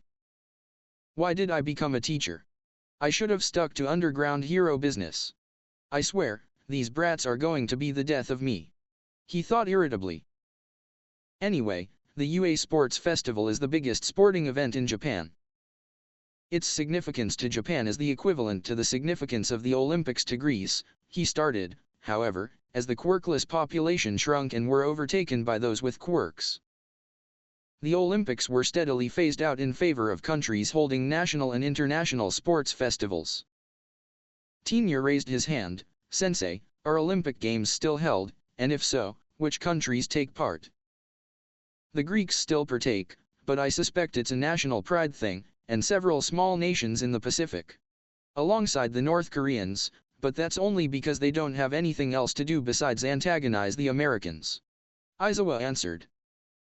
And what about the International Sports Festival? Momo inquired. How does that work? Aizawa's eyes flickered over to Itachi, who simply arched an eyebrow in response. Of course the brat knows.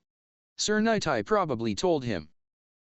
The International Sports Festival is like the UA Sports Festival, but on a global scale. It takes place every year, but only the third years of schools like UA can take part, Aizawa said. There, you'll be representing your school as well as your country. Furthermore, you can even be scouted by heroes from other countries and do international internships. A muffled squeal came from somewhere in the classroom and Aizawa's attention snapped over to Izuka, who was muttering to himself. International internships. We could be scouted by the top heroes of other countries? Captain Celebrity of the United States, Crouching Tiger of China, Lady Britannia of the United Kingdom, Mother Siberia of Russia, Superior Senator of Italy, even dash. Midoriya-kun, Itachi cut in, voice authoritative and interrupting the boy as Katsuki ground his teeth together. I understand that you may be excited about the prospect about interning under foreign heroes, but for Aizawa-sensei's and Bakugo-kun's sake, stop muttering and be quiet. Sorry. Fuck off, trench face. Katsuki muttered, quiet enough to go unnoticed by their homeroom teacher. As I was saying, this event will only take place during your third year, so don't worry about it for now. But as for the UA Sports Festival, it's your chance to put yourself ahead. Approach this and your training for the event with a plus ultra attitude. Hi. The class boomed in response. Dismissed. Class 1A filed out into the hallway, walking together in a large group, but Itachi could practically feel the excitement that was buzzing off of his classmates, Momo included, although, compared to the rest of her classmates, she was more reserved in expressing herself. The UA Sports Festival was remarkably similar to the Chunin exams, and Itachi would be lying if he said he wasn't excited to partake, even if he knew mostly what occurred during them. His classmates, however, yeah. I'm all fired up. It'll be manly if I get noticed. Eijiro cheered. We'll have to get noticed to take our first step to being a pro. Hanta added, earning glances from Merkido and Fumikage. It would be unbecoming of you to not be fired up after enrolling into U.A. Tinya exclaimed, rapidly shifting his glances and chopping at the air. I must admit, Momo started, gaining Itachi's attention, I am excited for this sports festival to come. I'll be sure to put my all in to get noticed, even if several of my classmates do have more pro dash. Stop that. Itachi cut her off before her deep insecurities could surface. She shot him a look of confusion. Itachi-kun. Itachi closed his eyes and took a deep breath before speaking. While having a flashy quirk does get you noticed by the pros, he started, reopening his eyes, they care more about personal attitude, quirk handling and overall technique. Bakugo-kun may be able to unleash explosions, but his brash attitude will turn away many pros. Yourself, on the other hand, creation may not be flashy, but you're always willing to learn and tactically minded. That's what the pros will be looking for, not raw power. Momo's eyes brightened and she nodded, understanding. And the hallway fell silent as Okako suddenly yelled something, gaining everyone's attention as she punched at the air. The twins shared a look of confusion before walking over to see what the commotion was all about. What's going on? Itachi inquired. I don't know, but I think Uraraka is PM-. Tsuyu's tongue slapped Minoru before he could finish his sentence. Momo's face crinkled with disgust. Like I said, Okako said, her eyes shadowed by her hair, I'm gonna give this thing my all. Itachi allowed himself a small smile, keep up that attitude, Uraraka-san. I'm sure you'll do well, as will the rest of you. Holy shit, Yaoyorozu's smiling. Denki exclaimed. Itachi's smile fell off his face and was immediately replaced by his usual neutral expression which gave off unintended, I couldn't care less about you have to say about me, vibes. Kyoka rolled her eyes, well done, jamming Ye. Oi, Yaoyorozu, Eijiro jeered, grinning, aren't you excited for the upcoming sports festival? I am. I believe we should stop standing around in the hallway, Momo spoke up, already striding ahead and forcing most of the class to follow after her. We've wasted enough time as it is. We don't need to be late for our first lesson. After the final lesson which saw Class 1A dismissed by ectoplasm from his maths class, Itachi knew something had to be done if it meant everyone in the class could give it their all in the sports festival, with the odd one out in the class being Izuku. He wouldn't get many, if any at all, internships if he broke all his bones in front of a massive audience. The boy needed to get control of One for All, a name that left the elder Yaoyorozu twin slightly stumped, since he'd briefly seen Izuku's UA identification card and his quirk was listed as superpower. Did Izuku have two overlapping strength quirks that his body couldn't handle, or was One for All the official name of superpower which had been some kind of substitute or placeholder name? Midoriya-kun. He called, just as the boy was about to leave the class with Tinya and Okako. The green-haired boy paused and turned around, prompting his two friends to do the same, while Momo and Mashirao stopped and looked back, curiosity written all over their faces. Ah, Yaoyorozu-kun. How may I help you? Before answering, Itachi looked up at the other four, excuse me, but may I talk to Midoriya-kun alone? They nodded and left the class, yelping as they were swarmed by a massive crowd that was right outside, disappearing into the massive bodies.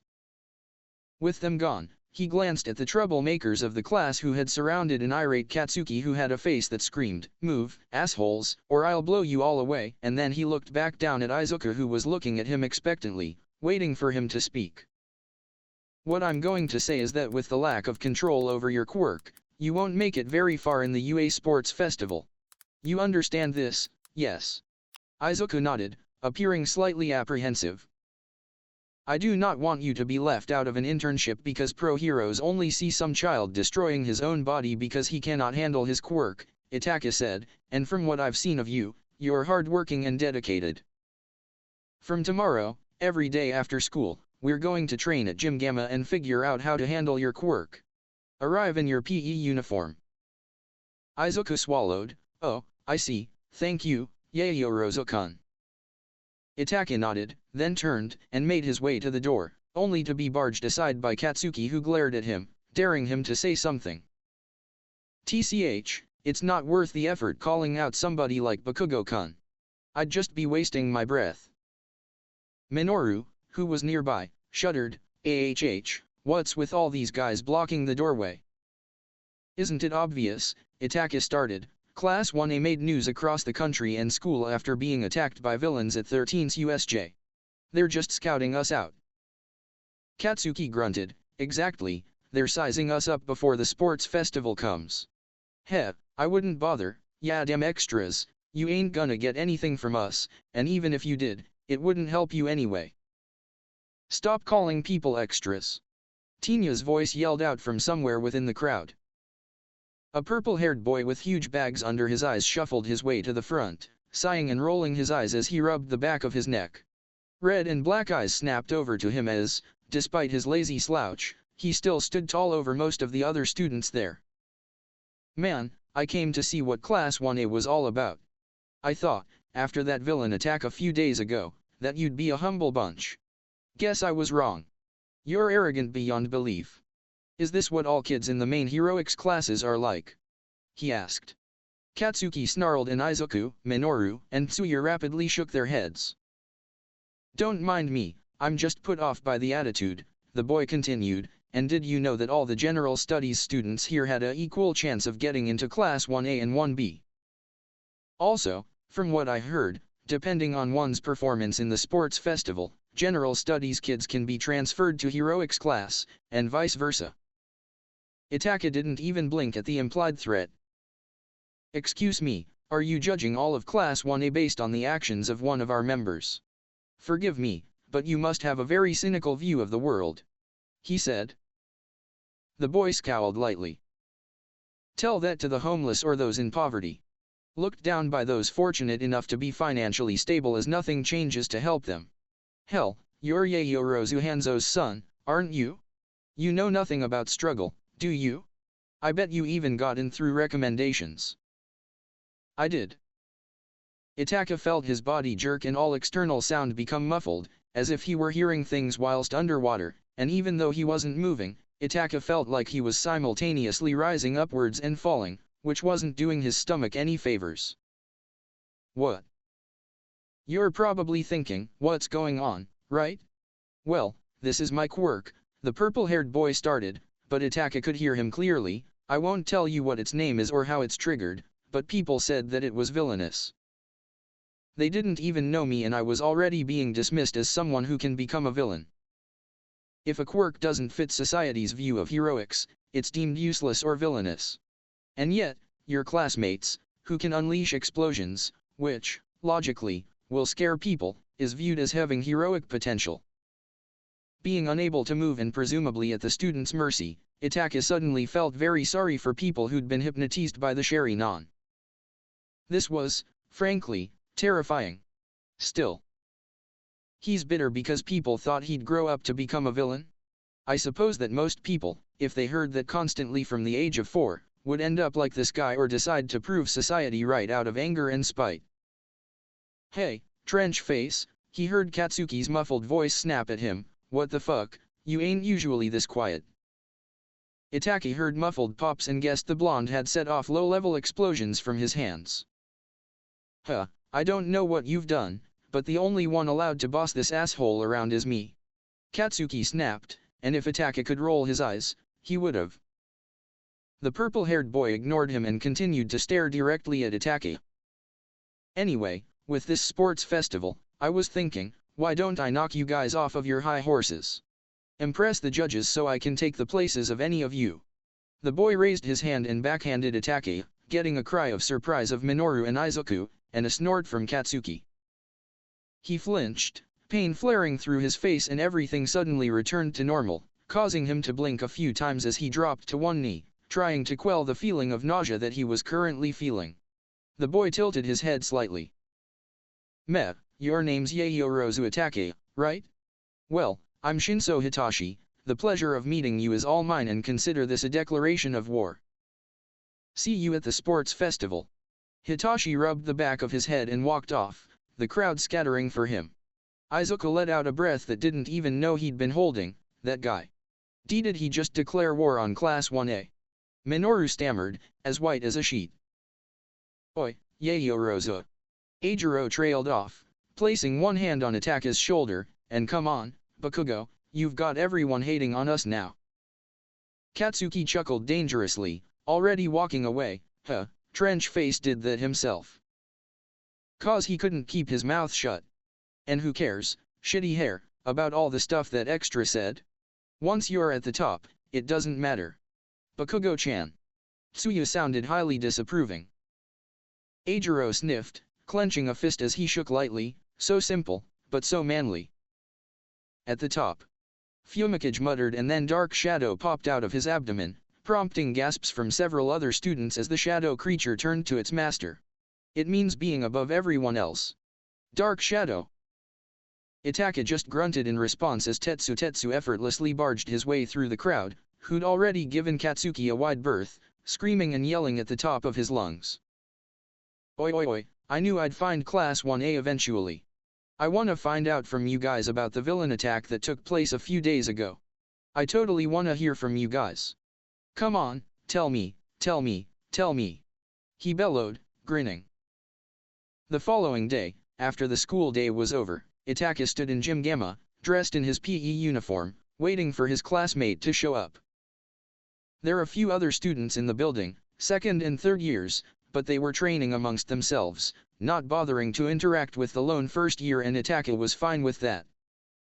Cementos was also present, having made several concrete towers that allowed several students to train by themselves and develop their super moves.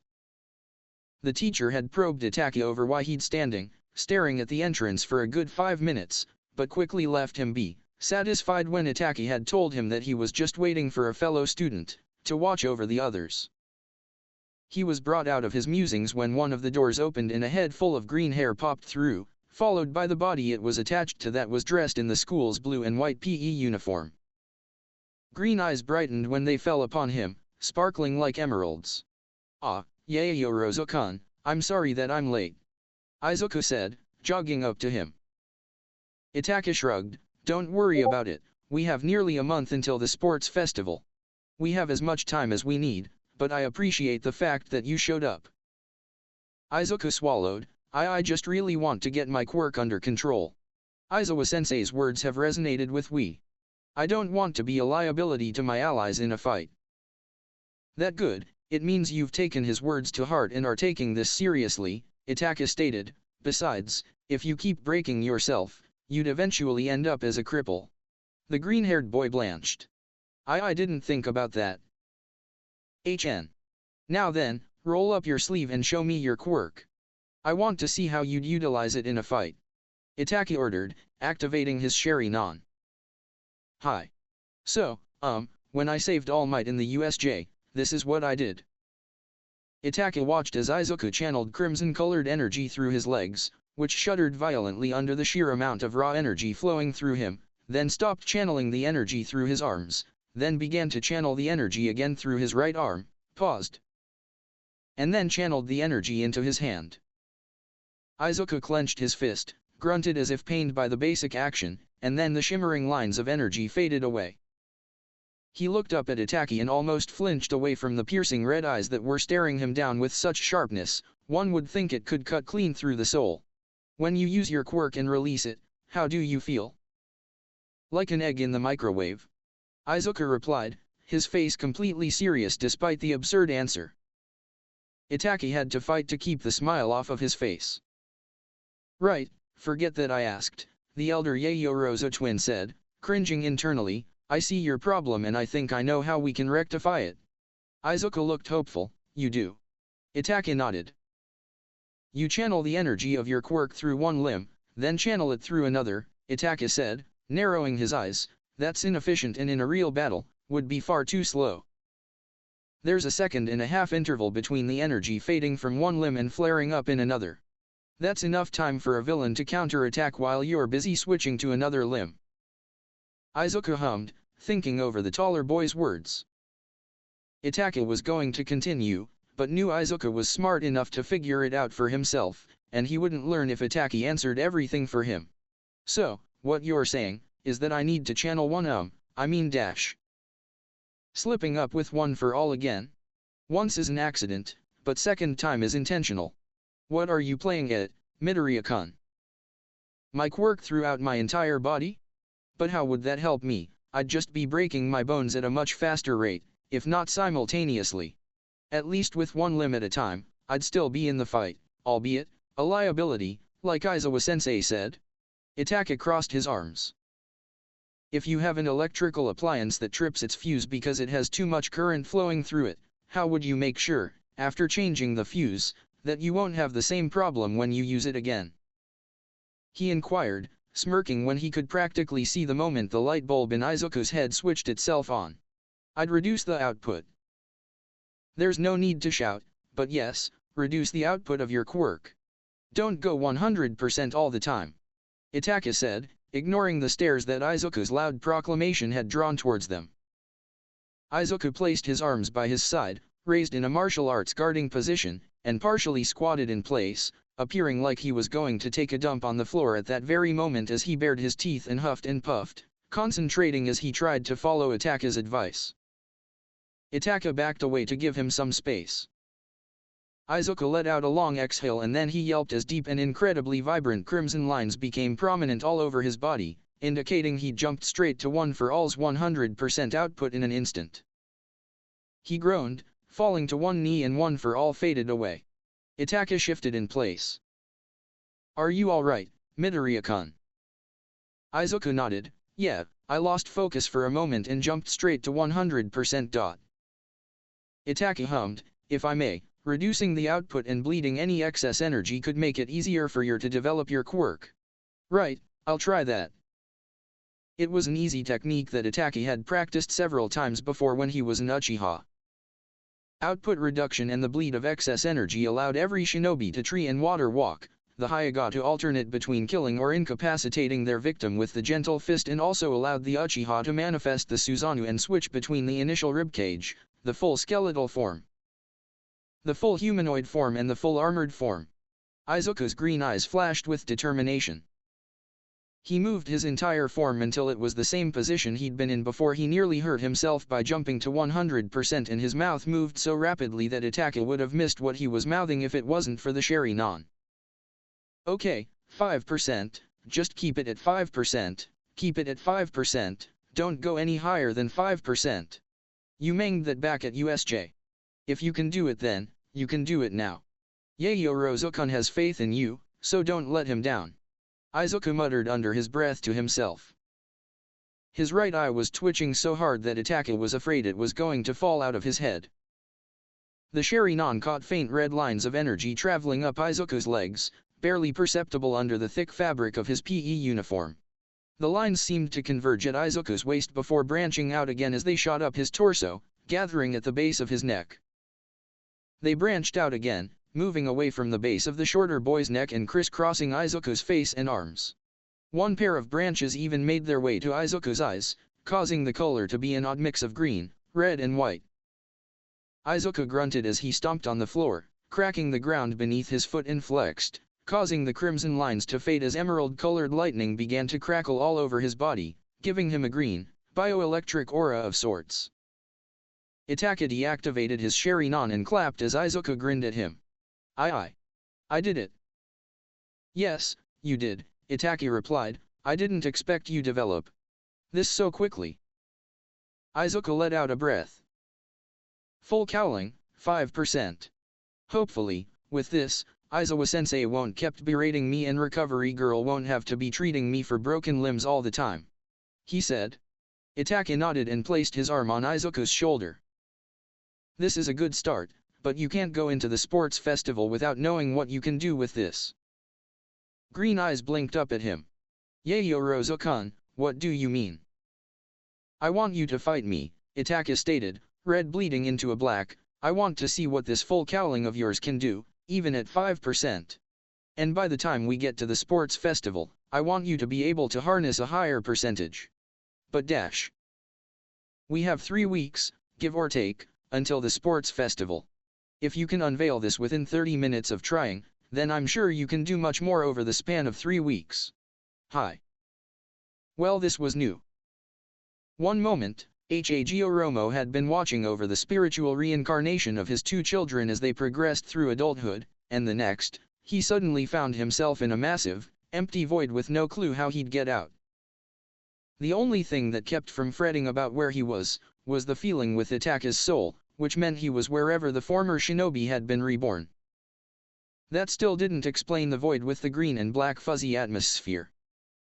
Seriously, why was everything so fuzzy? Why couldn't it be normal or solid like most other dimensions? MHA Gioromo found it highly frustrating, and it didn't matter how much chakra he poured into the Rinnegan, he couldn't open up a space-time ninjutsu portal and leave. It was almost like the place didn't want him to leave. He looked around, but his ringed and purple eyes couldn't make out any discernible features besides the green, black, and fuzzy clouds that surrounded him. Was his vision just bad, or was this place so powerful that not even the Rinnegan couldn't force its way past whatever obstruction kept him from being able to properly see? I do not like this. Oromo hadn't been this nervous and on edge since he fought against the brother who'd been brainwashed by his mother, when he decided to choose his younger and weaker son as his successor, a decision he gravely regretted, and when Naruto and Sasuke had their final battle at the Valley of the End. He put his guard up, readying his chakra when the green and black miasma that stood before him began to shift and warp, like something was pulling it apart. Who dares enter one for all? Nobody else should be here except for the past users. A gruff, masculine voice boomed. Past users. The miasma was ripped apart, fading to nothingness, and Oromo found himself facing 5 different individuals. There were 3 more, but one wasn't moving and appeared to be wreathed by golden flames, while 2 more weren't interested in him and were facing a wall. I'm sorry, Oromo started, I honestly do not know how I got here. An incredibly muscular woman, Oromo, stop staring, stop staring, stop staring. Gods above, those thighs are huge, sauntered towards him, cracking her knuckles as she did so. You've got 5 seconds to explain how you got inside one for all, old man. Like I said, I don't know how I got here. He repeated. A sick, skinny man with long, shoulder-length, white hair shifted in place. Guys, there might be a dash. Time's up. A man who looked like a biker cheered and lunged at Oromo, green and black tendrils of energy emerging from his right hand as he cocked back his left fist. Time to get your ass kicked, buddy. Maybe then you'll explain why you're here. The Sage of 6 Paths chuckled as he stopped floating and stood on his own 2 feet. It's been a while since I've used these, but physical limitations don't matter much when you're a spirit. Guys, the sicky man was cut off as a man with crack running along his face also approached. Shigariki-kun, not right now. We have a problem and it has to be sorted. Stay back and let us deal with it. Shigaraki sighed but did as he was told. Oromo first utilized the Preta path, absorbing the energy tendrils, then transformed his arm into an energy cannon and blew away the muscular woman as she tried to drop-kick him. He then blew away the one with the high-collared jacket with the Deva path as he appeared from a sudden smoke screen and fired a barrage of missiles at the man with a massive scar on his face who casually dodged them all, appearing unimpressed by the simplicity of the attack. That's enough, he said. Apparently, it wasn't. The dark-haired woman flew, quite literally, at him once more, but Oromo sidestepped her punch, grabbed her wrist and flung her away, but there was shockwave as she punched in the opposite direction and righted herself in midair. The biker-looking one appeared to his left and threw a ferocious haymaker which was met with a robotic arm, before shooting a multitude of lasers at a scarred one who tried to sneak up on him, but missed. Despite trapping him a maze of lasers that he shouldn't have been able to maneuver his way out of. I said, that's enough. Oromo repeated, blasting away the biker-looking one with the Deva path as the robotic arm shattered under the strain. Apparently, they wanted to go for another round. This guy has multiple quirks. The biker grumbled. The lady narrowed her eyes, could he be working for All for One? The one with the high-collared jacket scowled, it's possible. But we need to get him out of One for All as soon as possible. There's no telling what this guy's presence could do. I'll lead with smoke screen. Right. Oromo narrowed his eyes as the man with the high-collared jacket began spewing smoke from his body, obscuring everything from view when he began appear in several different places, using his quirk and speed to prevent the sage from getting a solid read on him. Sensing movement above, he looked up to see the muscular woman falling out of the air, fist reared back, ready to deliver a powerful punch. Then, Oromo felt movement from behind and noticed the one who'd been laying down the smoke screen was charging towards him. The guy who looked like a biker and the man with a massive scar were charging towards him from the front, also preparing to punch him as a multitude of green and black tendrils wrapped around him, preventing Oromo to moving his arms. His purple, ringed eyes widened as he accessed the Deva path and began molding chakra. As if sensing danger, the man with the large facial scar instantly stopped his approach and backed away.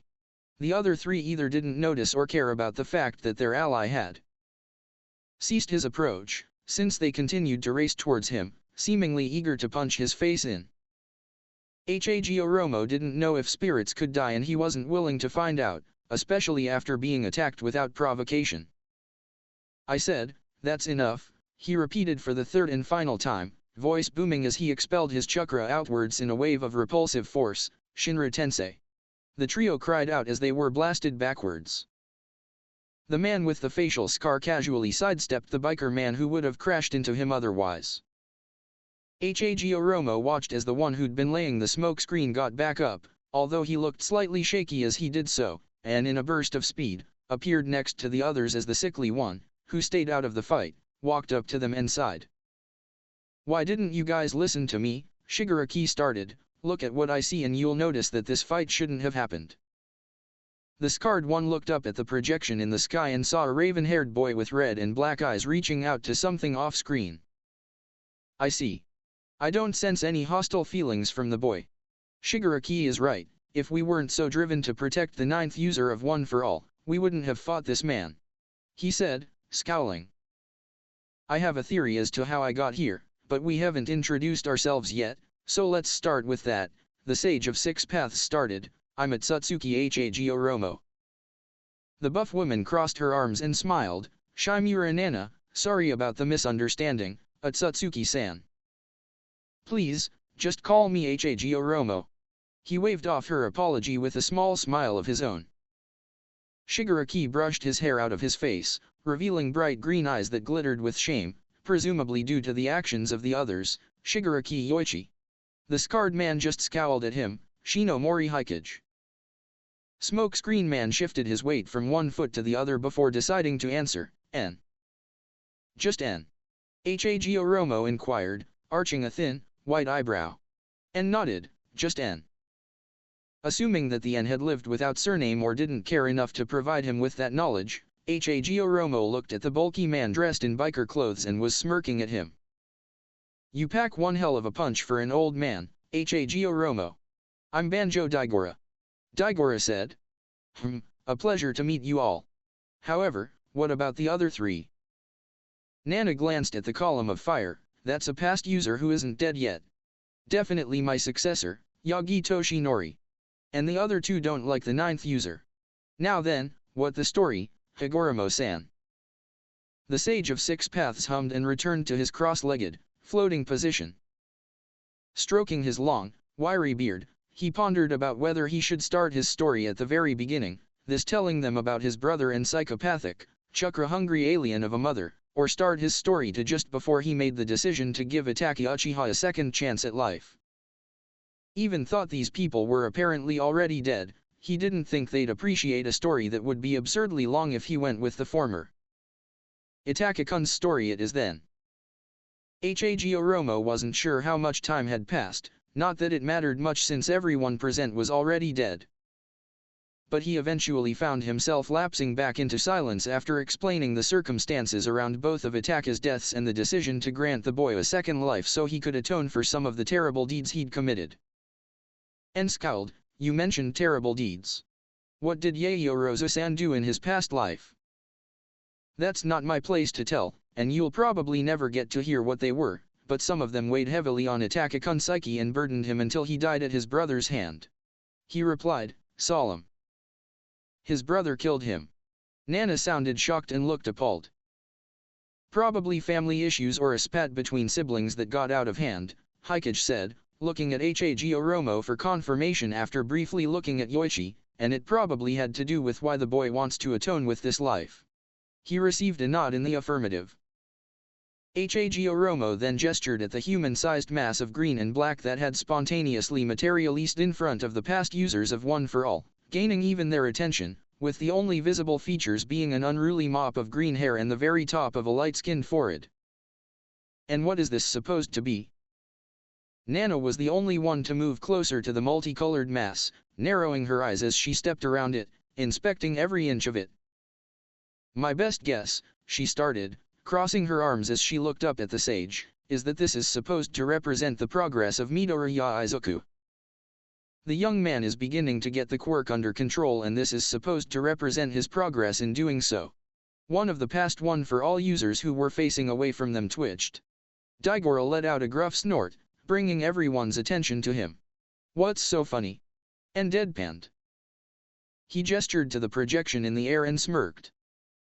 "The 8th's brat clearly ain't progressin' much. Look, that kid with the red eyes is casually knocking him about. Feh, if I was mentoring that brat, he would have knocked this kid on his ass already," Daigoro claimed boastfully. Nana scowled. "Cut him a bit of slack. Didn't you see the Midoriya when Toshinori first met him? He was a skinny little thing. Obviously, Toshinori got him to bulk up so he wouldn't explode when he first used one for all after the transference, but the kid clearly has lots of progress to make. Give him time," she said, sounding fond every time she mentioned her predecessor. Hikage scoffed, "If All for One finds about the child, he won't get time to develop." MHA Oromo let out a noise of interest, drawing everyone's attention to himself. "Who is this All for One, and why don't you want him finding out about the child?" he inquired, recalling the name from when he'd fighting with them earlier. Yoichi shuffled forwards, and Hikage moving aside so the first user could get within a few meters of the floating, elderly man who patiently stared back at him, and he'd be lying if he said the purple, ringed eyes didn't unnerve him. Yoichi felt like the unmoving eyes were trying to see right through him and uncover every secret he knew. "All for One is my brother and the one who gifted what would become One for All to be," he said, watching Higoromo's eyes widen slightly. "He gave an energy stockpiling quirk to me during a period where he ruled the Japan with an iron fist. I was ill and he wanted to better my life, but I didn't agree with his ideals. So you ran away and he has tried to reclaim this power ever since." MHA Oromo finished, finding himself smirking. This was such a parallel to the relationship between him and his mother. Yoichi was granted power by his brother, but because he didn't agree with what he was doing, All for One tried to take the power back, and when Kaguya gave birth to MHA Oromo and his brother, she threw a fit because she wanted her chakra back and was going to destroy the world if they didn't stop her. The first user of One for All nodded, "Exactly. Still, why are there so many of you? Were you able to pass down this One for All from person to person?" MHA Oromo inquired. "Yes, that was my quirk, pass on." Nana nodded, "Everyone here is a past user of who failed to take down All for One. One for All stockpiles energy and gets more powerful the longer one holds onto it. Toshinori is the longest user at 40 years, Hikage-san is the second longest at 18 years, and Banjo-san is the third longest at 12 years. I see." Daigoro crossed his arms over his barrel chest. "This was a great chit-chat and all, but how the hell did you get inside One for All, old man?" Higoromo's purple eyes flickered over to him. "When I gave Itachi-kun a second chance at life, I believe I may have left a chakra imprint on his soul," he said. "I truly have no idea how I ended up here, but my best guess is that Itachi-kun and Midoriya-kun made physical contact at some point and my chakra imprint merged with One for All and... well, here I am." It wasn't the best explanation, but they seemed to buy it. Izuku gasped as he crumpled to the floor and lay on his back, following a kick to the chest from Itachi, full cowling fizzling out as he ran out of energy to continue their spar. He'd tried to go plus ultra, just like All Might would. But quickly realized it was a bad idea when he felt himself tiring more and more until he simply couldn't bring himself to defend himself. His body felt like it was on fire and his arms and legs felt like they were simultaneously made out of jelly and lead. "Are you alright, Midoriya-kun?" Itachi inquired. Izuku shook his head, chest heaving as he greedily drew in oxygen. He hadn't felt this worn out since his first few workouts with All Might, back when he was being physically built up to inherit One for All from his idol. The clamor of other students in Gym Gamma continued as Itachi moved and sat next to his prone classmate, his eyes having returned to their usual onyx color as they stared at him with slight concern. Izuku knew he should have already been home, helping his mother with shopping and working out to further improve his body, but he was far too nice to turn down Itachi's request. Still, he was just wondering how Itachi had so much stamina. They'd sparred with each other for approximately 40 minutes. Izuku was almost completely wiped out, while the class vice president barely looked winded. he wasn't even breathing that hard. If that wasn't a warning bell that he needed to improve his stamina and overall endurance, Izuku didn't know what was. Plus, how would he properly surpass All Might and become the #1 hero if he couldn't fight villains for more than an hour? Izuku had heard that, back in his prime and glory days, All Might had once gone on a countrywide patrol that lasted 2 weeks. A lot of work was needed if he wanted. "You're too stiff when you fight." Itachi's voice cut through his thoughts like a high-pressure jet of water slicing through flesh. Izuku blinked and turned to him. "Sorry." "You're too stiff," Itachi repeated, "and move like a puppet being guided with strings. You need to learn how to relax during battle. Don't tense up so much and don't overexert yourself when trying to land a hit. That's why you're as tired as you are right now. You put too much energy into simple movements." Izuku nodded, writing that down in his mental notebook. "I see. Also, you lose focus whenever you get hit. Practice moving and maintaining full cowling at the same time. And you have a habit of choreographing your attacks." Itachi continued. "Choreographing? But your Sharingan can dash." "That's no excuse," Itachi interrupted him, "you wind up your attacks too much. I'd be able to read them without using my Sharingan. Your build-up is what would give villains an opening to attack you or strike someone else." Izuku mustered the energy to sit up and clench one of his fists. "What should I do, Yaoyorozu-kun?" "Admittedly, we won't be able to do much in time for the sports festival," Itachi started, "but I'd suggest that you take up dancing in your spare time. Learn how to relax when moving and develop a smooth flow. It will also help you build stamina." Izuku made a mental note of that. "What about the way I choreograph my attacks? If they're available to do so, I'll invite Mashirao-kun and my sister to our training sessions. We'll help you improve your form and speed when it comes to fighting. It may be getting late now, so it'd be best if we both go home. Don't rush and call a cab if you don't think you can make your usual journey." Itachi replied, then stood up and begun walking to Jim Gamma's doors. Izuku lay back down and watched Itachi walk away. Just before he made it to the doors, the green-haired boy decided to speak once more. "Yaoyorozu-kun. Thank you." Itachi stopped and tilted his head back enough so Izuku could see one of his eyes. "You're welcome. And I understand that you idolize All Might, but you'll subconsciously hold yourself back if you try to copy him down to the T, and that includes your ridiculous costume. Developing your own look and style will allow you to advance yourself. Don't forget that you have legs too, Midoriya-kun, they are stronger than the arms after all. I'll see you tomorrow at class," Itachi said. And then he walked past the doors and Izuku turned his head so he could gaze at the ceiling. 1 second passed. 2 seconds. 3. "Oh my god, I have legs!" Izuku yelled, causing all activity to stop as everyone stared at him. His face turned red with embarrassment. And then a third-year student yelled, "Of course you do, dumbass. Have you only just noticed? I need to show you something, All Might. Holy crap, young Midoriya's here. All Might.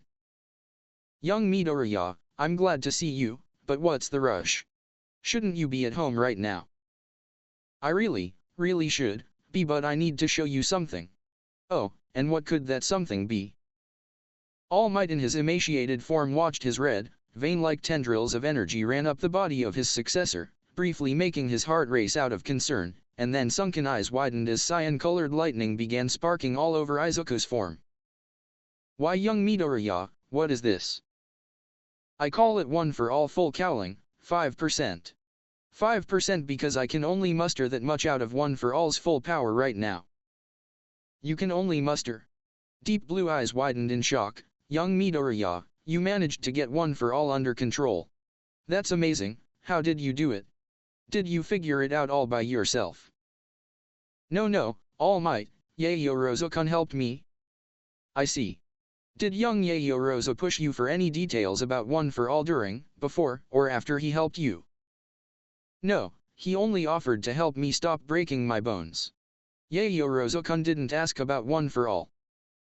Okay, that's good. If he started asking direct questions, then we'd have no choice but to tell him. But he hasn't, so we can hold off for a little longer." Right. Also, All Might, I need to develop a fighting style revolving around my legs. Whoa, slow down, young Midwari ya. What's this all about? Is this something to do with full cowling? A little. Right, well, focus on your arms for now, but, if you do well in the sports festival, I know someone who might help you develop a leg-based fighting style. By the way, is this something that young Yayo Rosa said to you? Yeah.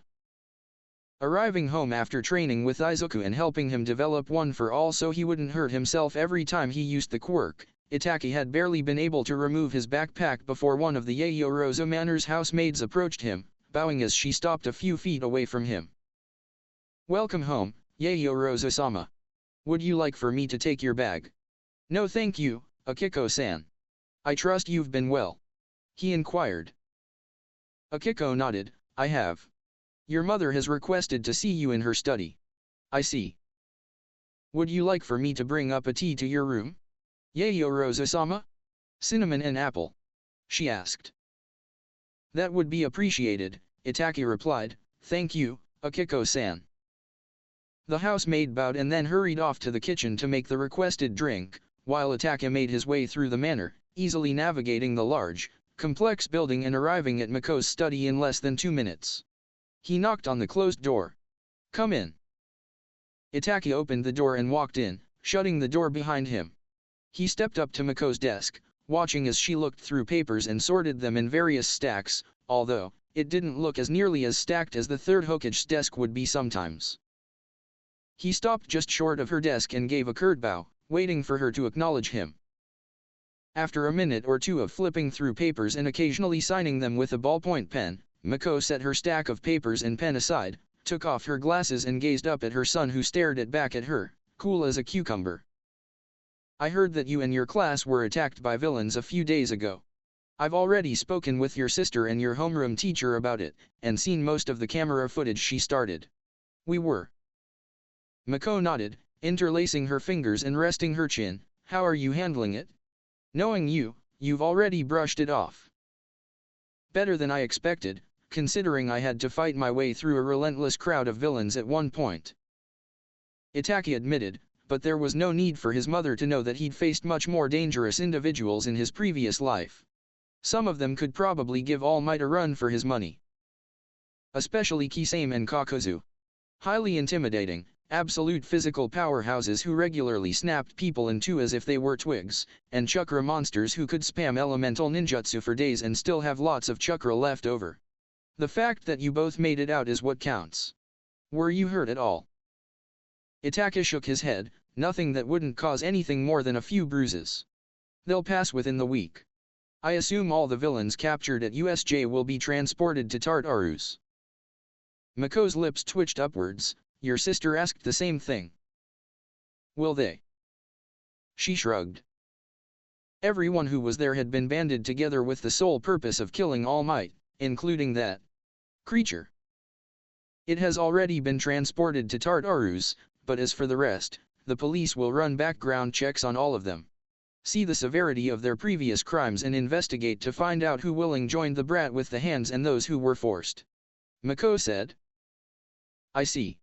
And those who were forced and were low-level thugs, I assume they'll go to a standard prison built to contain those with a quirk. Itachi inquired. Yes. You're dismissed. 2 weeks passed at UA High School, which saw Izuku training almost every day after school hours with Mashirao, Momo, and Itachi. He was nowhere near as proficient as they were at martial arts, but he was getting there, and after getting hit in the head by Mashirao's tail one too many times, he never forgot to keep his arms raised to defend his head. Getting knocked out and subsequently concussed really sucked. So did being tossed. Every time he got close to Momo and lost focus because something else was on his mind, she was jamming a taser into his neck, almost as if she were punishing him. Izuku would rather take the burn that came with doing hundreds of squats and push-ups over being tossed. Now, exactly 1 week before the UA Sports Festival, at the request of All Might, who was preparing them for a Foundation Hero Studies session that would apparently last them past the school day, much to the dismay over several of the students. They were stood at ground beta once more in their hero outfits, waiting for their teacher to show up. As his hero outfit had been partially destroyed and was yet to be repaired, Izuka was dressed in the standard PE outfit with the massive, white gloves that he wore at the USJ. Katsuki, after being disallowed from being his grenade gauntlets to the USJ, was now allowed to use them again on the basis that he didn't directly use them against another student, otherwise he'd be expelled on the spot. Itachi was dressed in a spare of the outfit which had been ruined at USJ. He had 3 spares and this was the first, but he had decided to forego the cloak and replace the visor with contact lenses which wouldn't obstruct his Sharingan whilst still preventing dirt from getting into his eyes. As they waited for the teachers to show up, the students were busy mingling almost themselves. Izuka was with his group of friends which consisted of Tinya, Okako, Tsuyu, and by extension, Minoru. Shoto was stood by himself, staring off at nothing in particular, but his face looked like he'd smelled something bad. Fumikage was doing the same, but Dark Shadow was loudly yapping into his ear. Katsuki looked pissed as he was crowded by Denki, Hanta, Mina, and Eijiro. Itachi was with Momo and Masharao, and the remaining 5 just mingled amongst themselves. Another hero studies lesson so soon after the previous one? What do you reckon we'll be doing? Masharao asked, cupping his chin with his index finger and thumb. No clue, Momo said, arms crossed over her chest. We'll just have to wait and see what All Might has in store for us. One's glance at her told Itachi she was thinking the exact same thing as he was. Class 1A was probably going to have the 1v4 training exercises that Class 1B undertook. And if that were the case, Katsuki would fail the actual test right off the bat. The explosive blonde probably believed he could brute force his way through anything, no matter what kind of opposition he faced. Then, there was a sudden burst of wind, followed by a bang, indicating the sound barrier had just been broken, and All Might materialized in the middle of all the students, dressed in the same outfit he wore during the first hero studies lesson and posing, holding a ballot box in his left hand. I am here to carry out today's foundational hero studies lesson. Tinya's arm shot straight into the air. Sensei, what will we be doing today? More 2-on-2 retrieval battles. Eager to learn as always, young Itza, All Might laughed, but you will not be doing the same thing as before. Instead, you will be doing 1v4 search and rescue battles with a 1-hour time limit. The theme of this class is a hero overcoming superior numbers of villains in hostage rescue. As such, the hero will be tasked with rescuing the hostage and taking out the villains. Itachi and Momo smiled at each other. Denki looked horrified. 1v4? But how would that work? By thinking, young Kaminari. Not every battle is solved through brute force. Sometimes, if not all the time, strategy and tactics are required. Now, come, your teams will be decided by this ballot box. All Might replied. Tinya's arm shot up, but then he suddenly remembered what he did during the battle trials, and lowered his arm, stiffening as if embarrassed as All Might chuckled at him. All Might, Katsuki grumbled, what's the deal with going home late? Last thing I wanna put up with is my stupid old woman's nagging and bitching. The symbol of peace grinned, do not worry, young Bakugo, everyone's parents have already been informed that you may all be home late today. Once more, the costumed students gathered around Japan's #1 hero and pulled pieces of paper out of the box. 4 pieces of paper had H on them, whilst the other 16 had 4 sets of cards with V1, V2, V3, and V4. Does everyone have a card of their own? All Might asked. Everyone nodded, holding up their cards. The hero vs villain matchups were as follows. Match 1, Itachi Yorozu, the designated hero, vs Tinya Itza, Minoru Mineta, Masharao Ajiro and Yuga Aoyama. Match 2, Tsuyu Ajui, the designated hero, vs Izuku Midoriya, Mizo Shoji, Denki Kaminari, and Eijiro Kirishima. Match 3, Katsuki Bakugo, the designated hero, vs Shoto Todoroki, Fumikage Tokoyami, Rikido Sato, Kyokajiro. Match 4, Mina Ashido, the designated hero, vs Momo Yorozu, Hanta Siro, Okako Urarika, and Toru Hagakure. A near manic grin appeared on Katsuki's face as he stared daggers at Shoto who was ignoring him. He was fine with that, however. He just have to crush the icy bastard and put him in his place, after having shown him up during the first battle trials, though he would have preferred to have crushed Trench Face, Ponytail, or that stupid fucking Deca first. Mina bounced over to Okako and glomped the brunette who yelped, the two of them almost falling into Momo and Hanta. Ah, Ashido-san. I'm gonna be fighting you guys. I'm really excited, no hard feelings thought, Okako's sweat dropped, Ashido-san, why would there be any hard feelings between us / Cause I'm gonna kick all of your butts. The pink-skinned student declared, grinning cheerily as she punched at the air. Hanta chuckled as he stood off to the side with Momo. Well, she seems really confident, he said, but you look like you already have a plan to handle her. That I do. Momo replied, I'm going to counter her acid with alkalis. We'll use your trap to make it difficult for Ashido-san to maneuver around wherever we set up operations.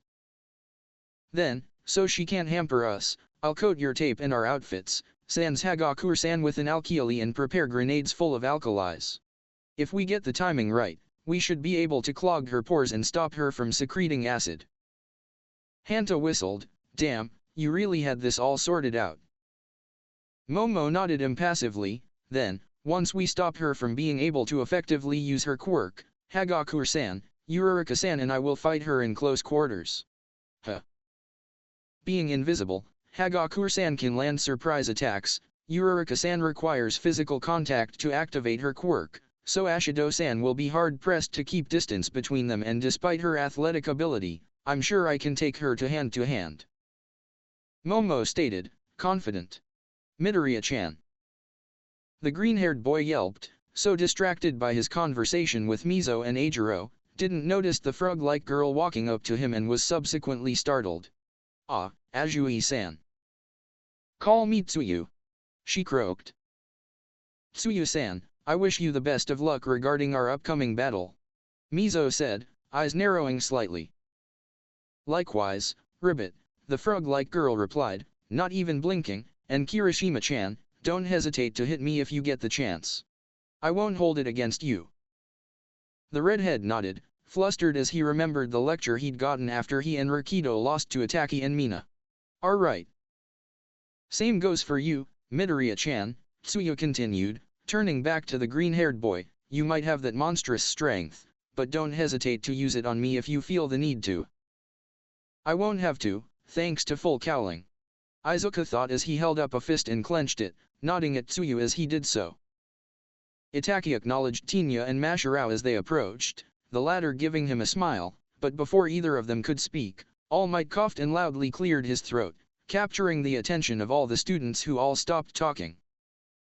I understand you may all be excited about who you've been partnered up with, but your hostages won't rescue themselves. Now, please, can Villain Team 1, please make their way to this building. All Might held up with photograph which had a building with a large one painted onto it.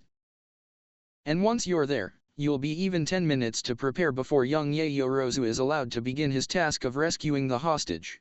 Now, everyone else, please follow me to the observation room. Team 1 quickly made their way through the makeshift city, noticing another building was painted over with a large 2, until they made their way to the marked building and entered it. Sat cross-legged in the middle of the bottom floor was a periwinkle-haired woman with bright, blue eyes and she was dressed in heeled shoes, black trousers, and a buttoned, white shirt which hugged her generous bosom. She smiled as soon as she saw them. Hiya, are you the Class 1 students posing as the villains? She said, voice bubbly and free, sounding like a fairy. Tinya saluted, yes, ma'am. The blue-haired woman let out a soft, melodic laugh, there's no need for the formalities. You're villains, be as mean as you want. Come on, be meanies, but first, what are your names? Tinya shifted, Itza Tinya, ma'am. Minoru was too busy drooling over her to answer, so curvy. She almost puts Yaoyorozu to shame, almost. I could just rip open that shirt and... Ajiro Masharao, the blonde-haired boy introduced himself, scowling as he slapped Minoru to break him out of his funk, and this raging ball of puberty and hormones is Mineta Minoru. Cool, there's hair at the end of your tail. Do you brush it every day? Do you shave it as well? Masharao blinked, stumped, dash. And you, Mineta, did you always have those balls on your head, or did you have hair before your quirk manifested? Well dash. Itza, how did you choose the design for your outfit? From the knights of medieval Europe or your awesome, super cool older brother? I wanted dash.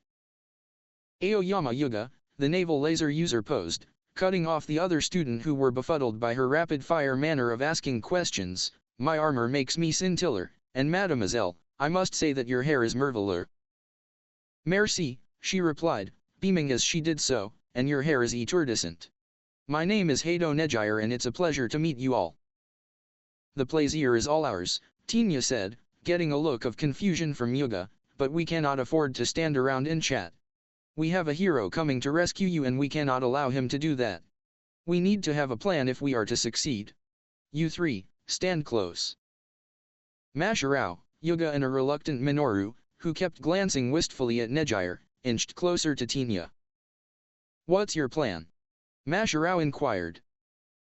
Tinya turned to Minoru, who blanched under the weight of his stare, before turning back to the tailed blonde.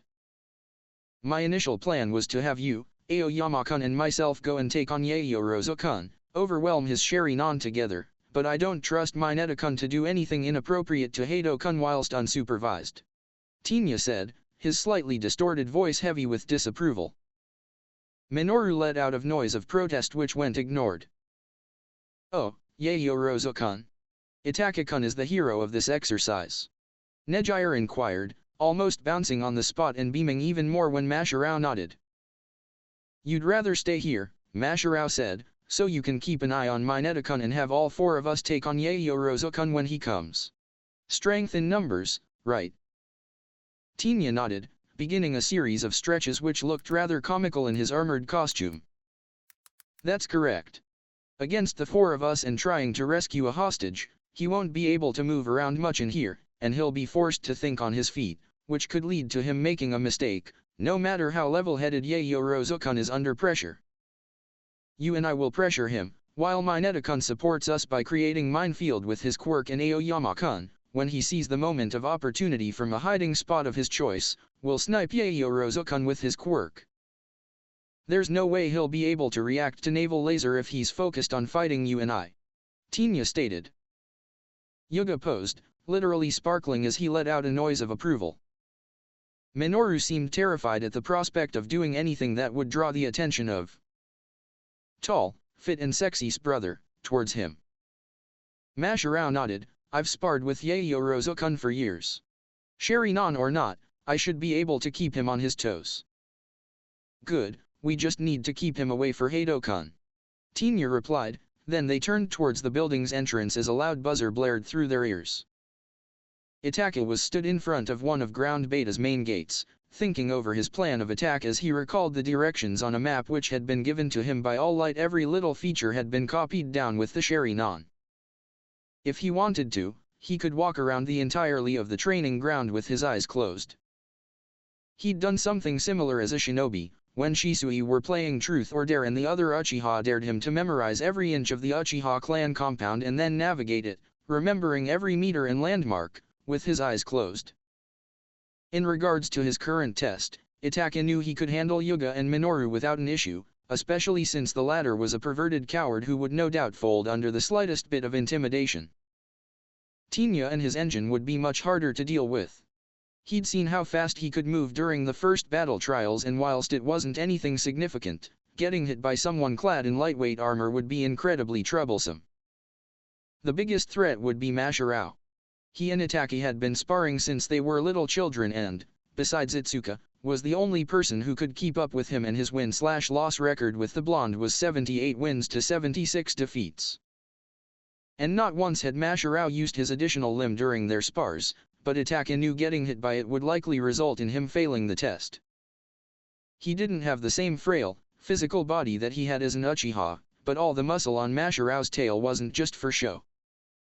Are you ready, young Yaoyorozu? All Might's voice crackled through his earpiece. Itachi nodded as he began walking forwards, knowing he was probably being observed by hidden cameras, slowly increasing his pace into a power walk which quickly developed into a jog. Yes, All Might Sensei. And you are aware of your objectives. Locate the target building, incapacitate or evade the villains and rescue the hostage, then make my way to the rendezvous point. Itachi stated. Excellent, young Yaoyorozu. Your test begins. A loud buzzer blared, its noise ripping through the air. Now.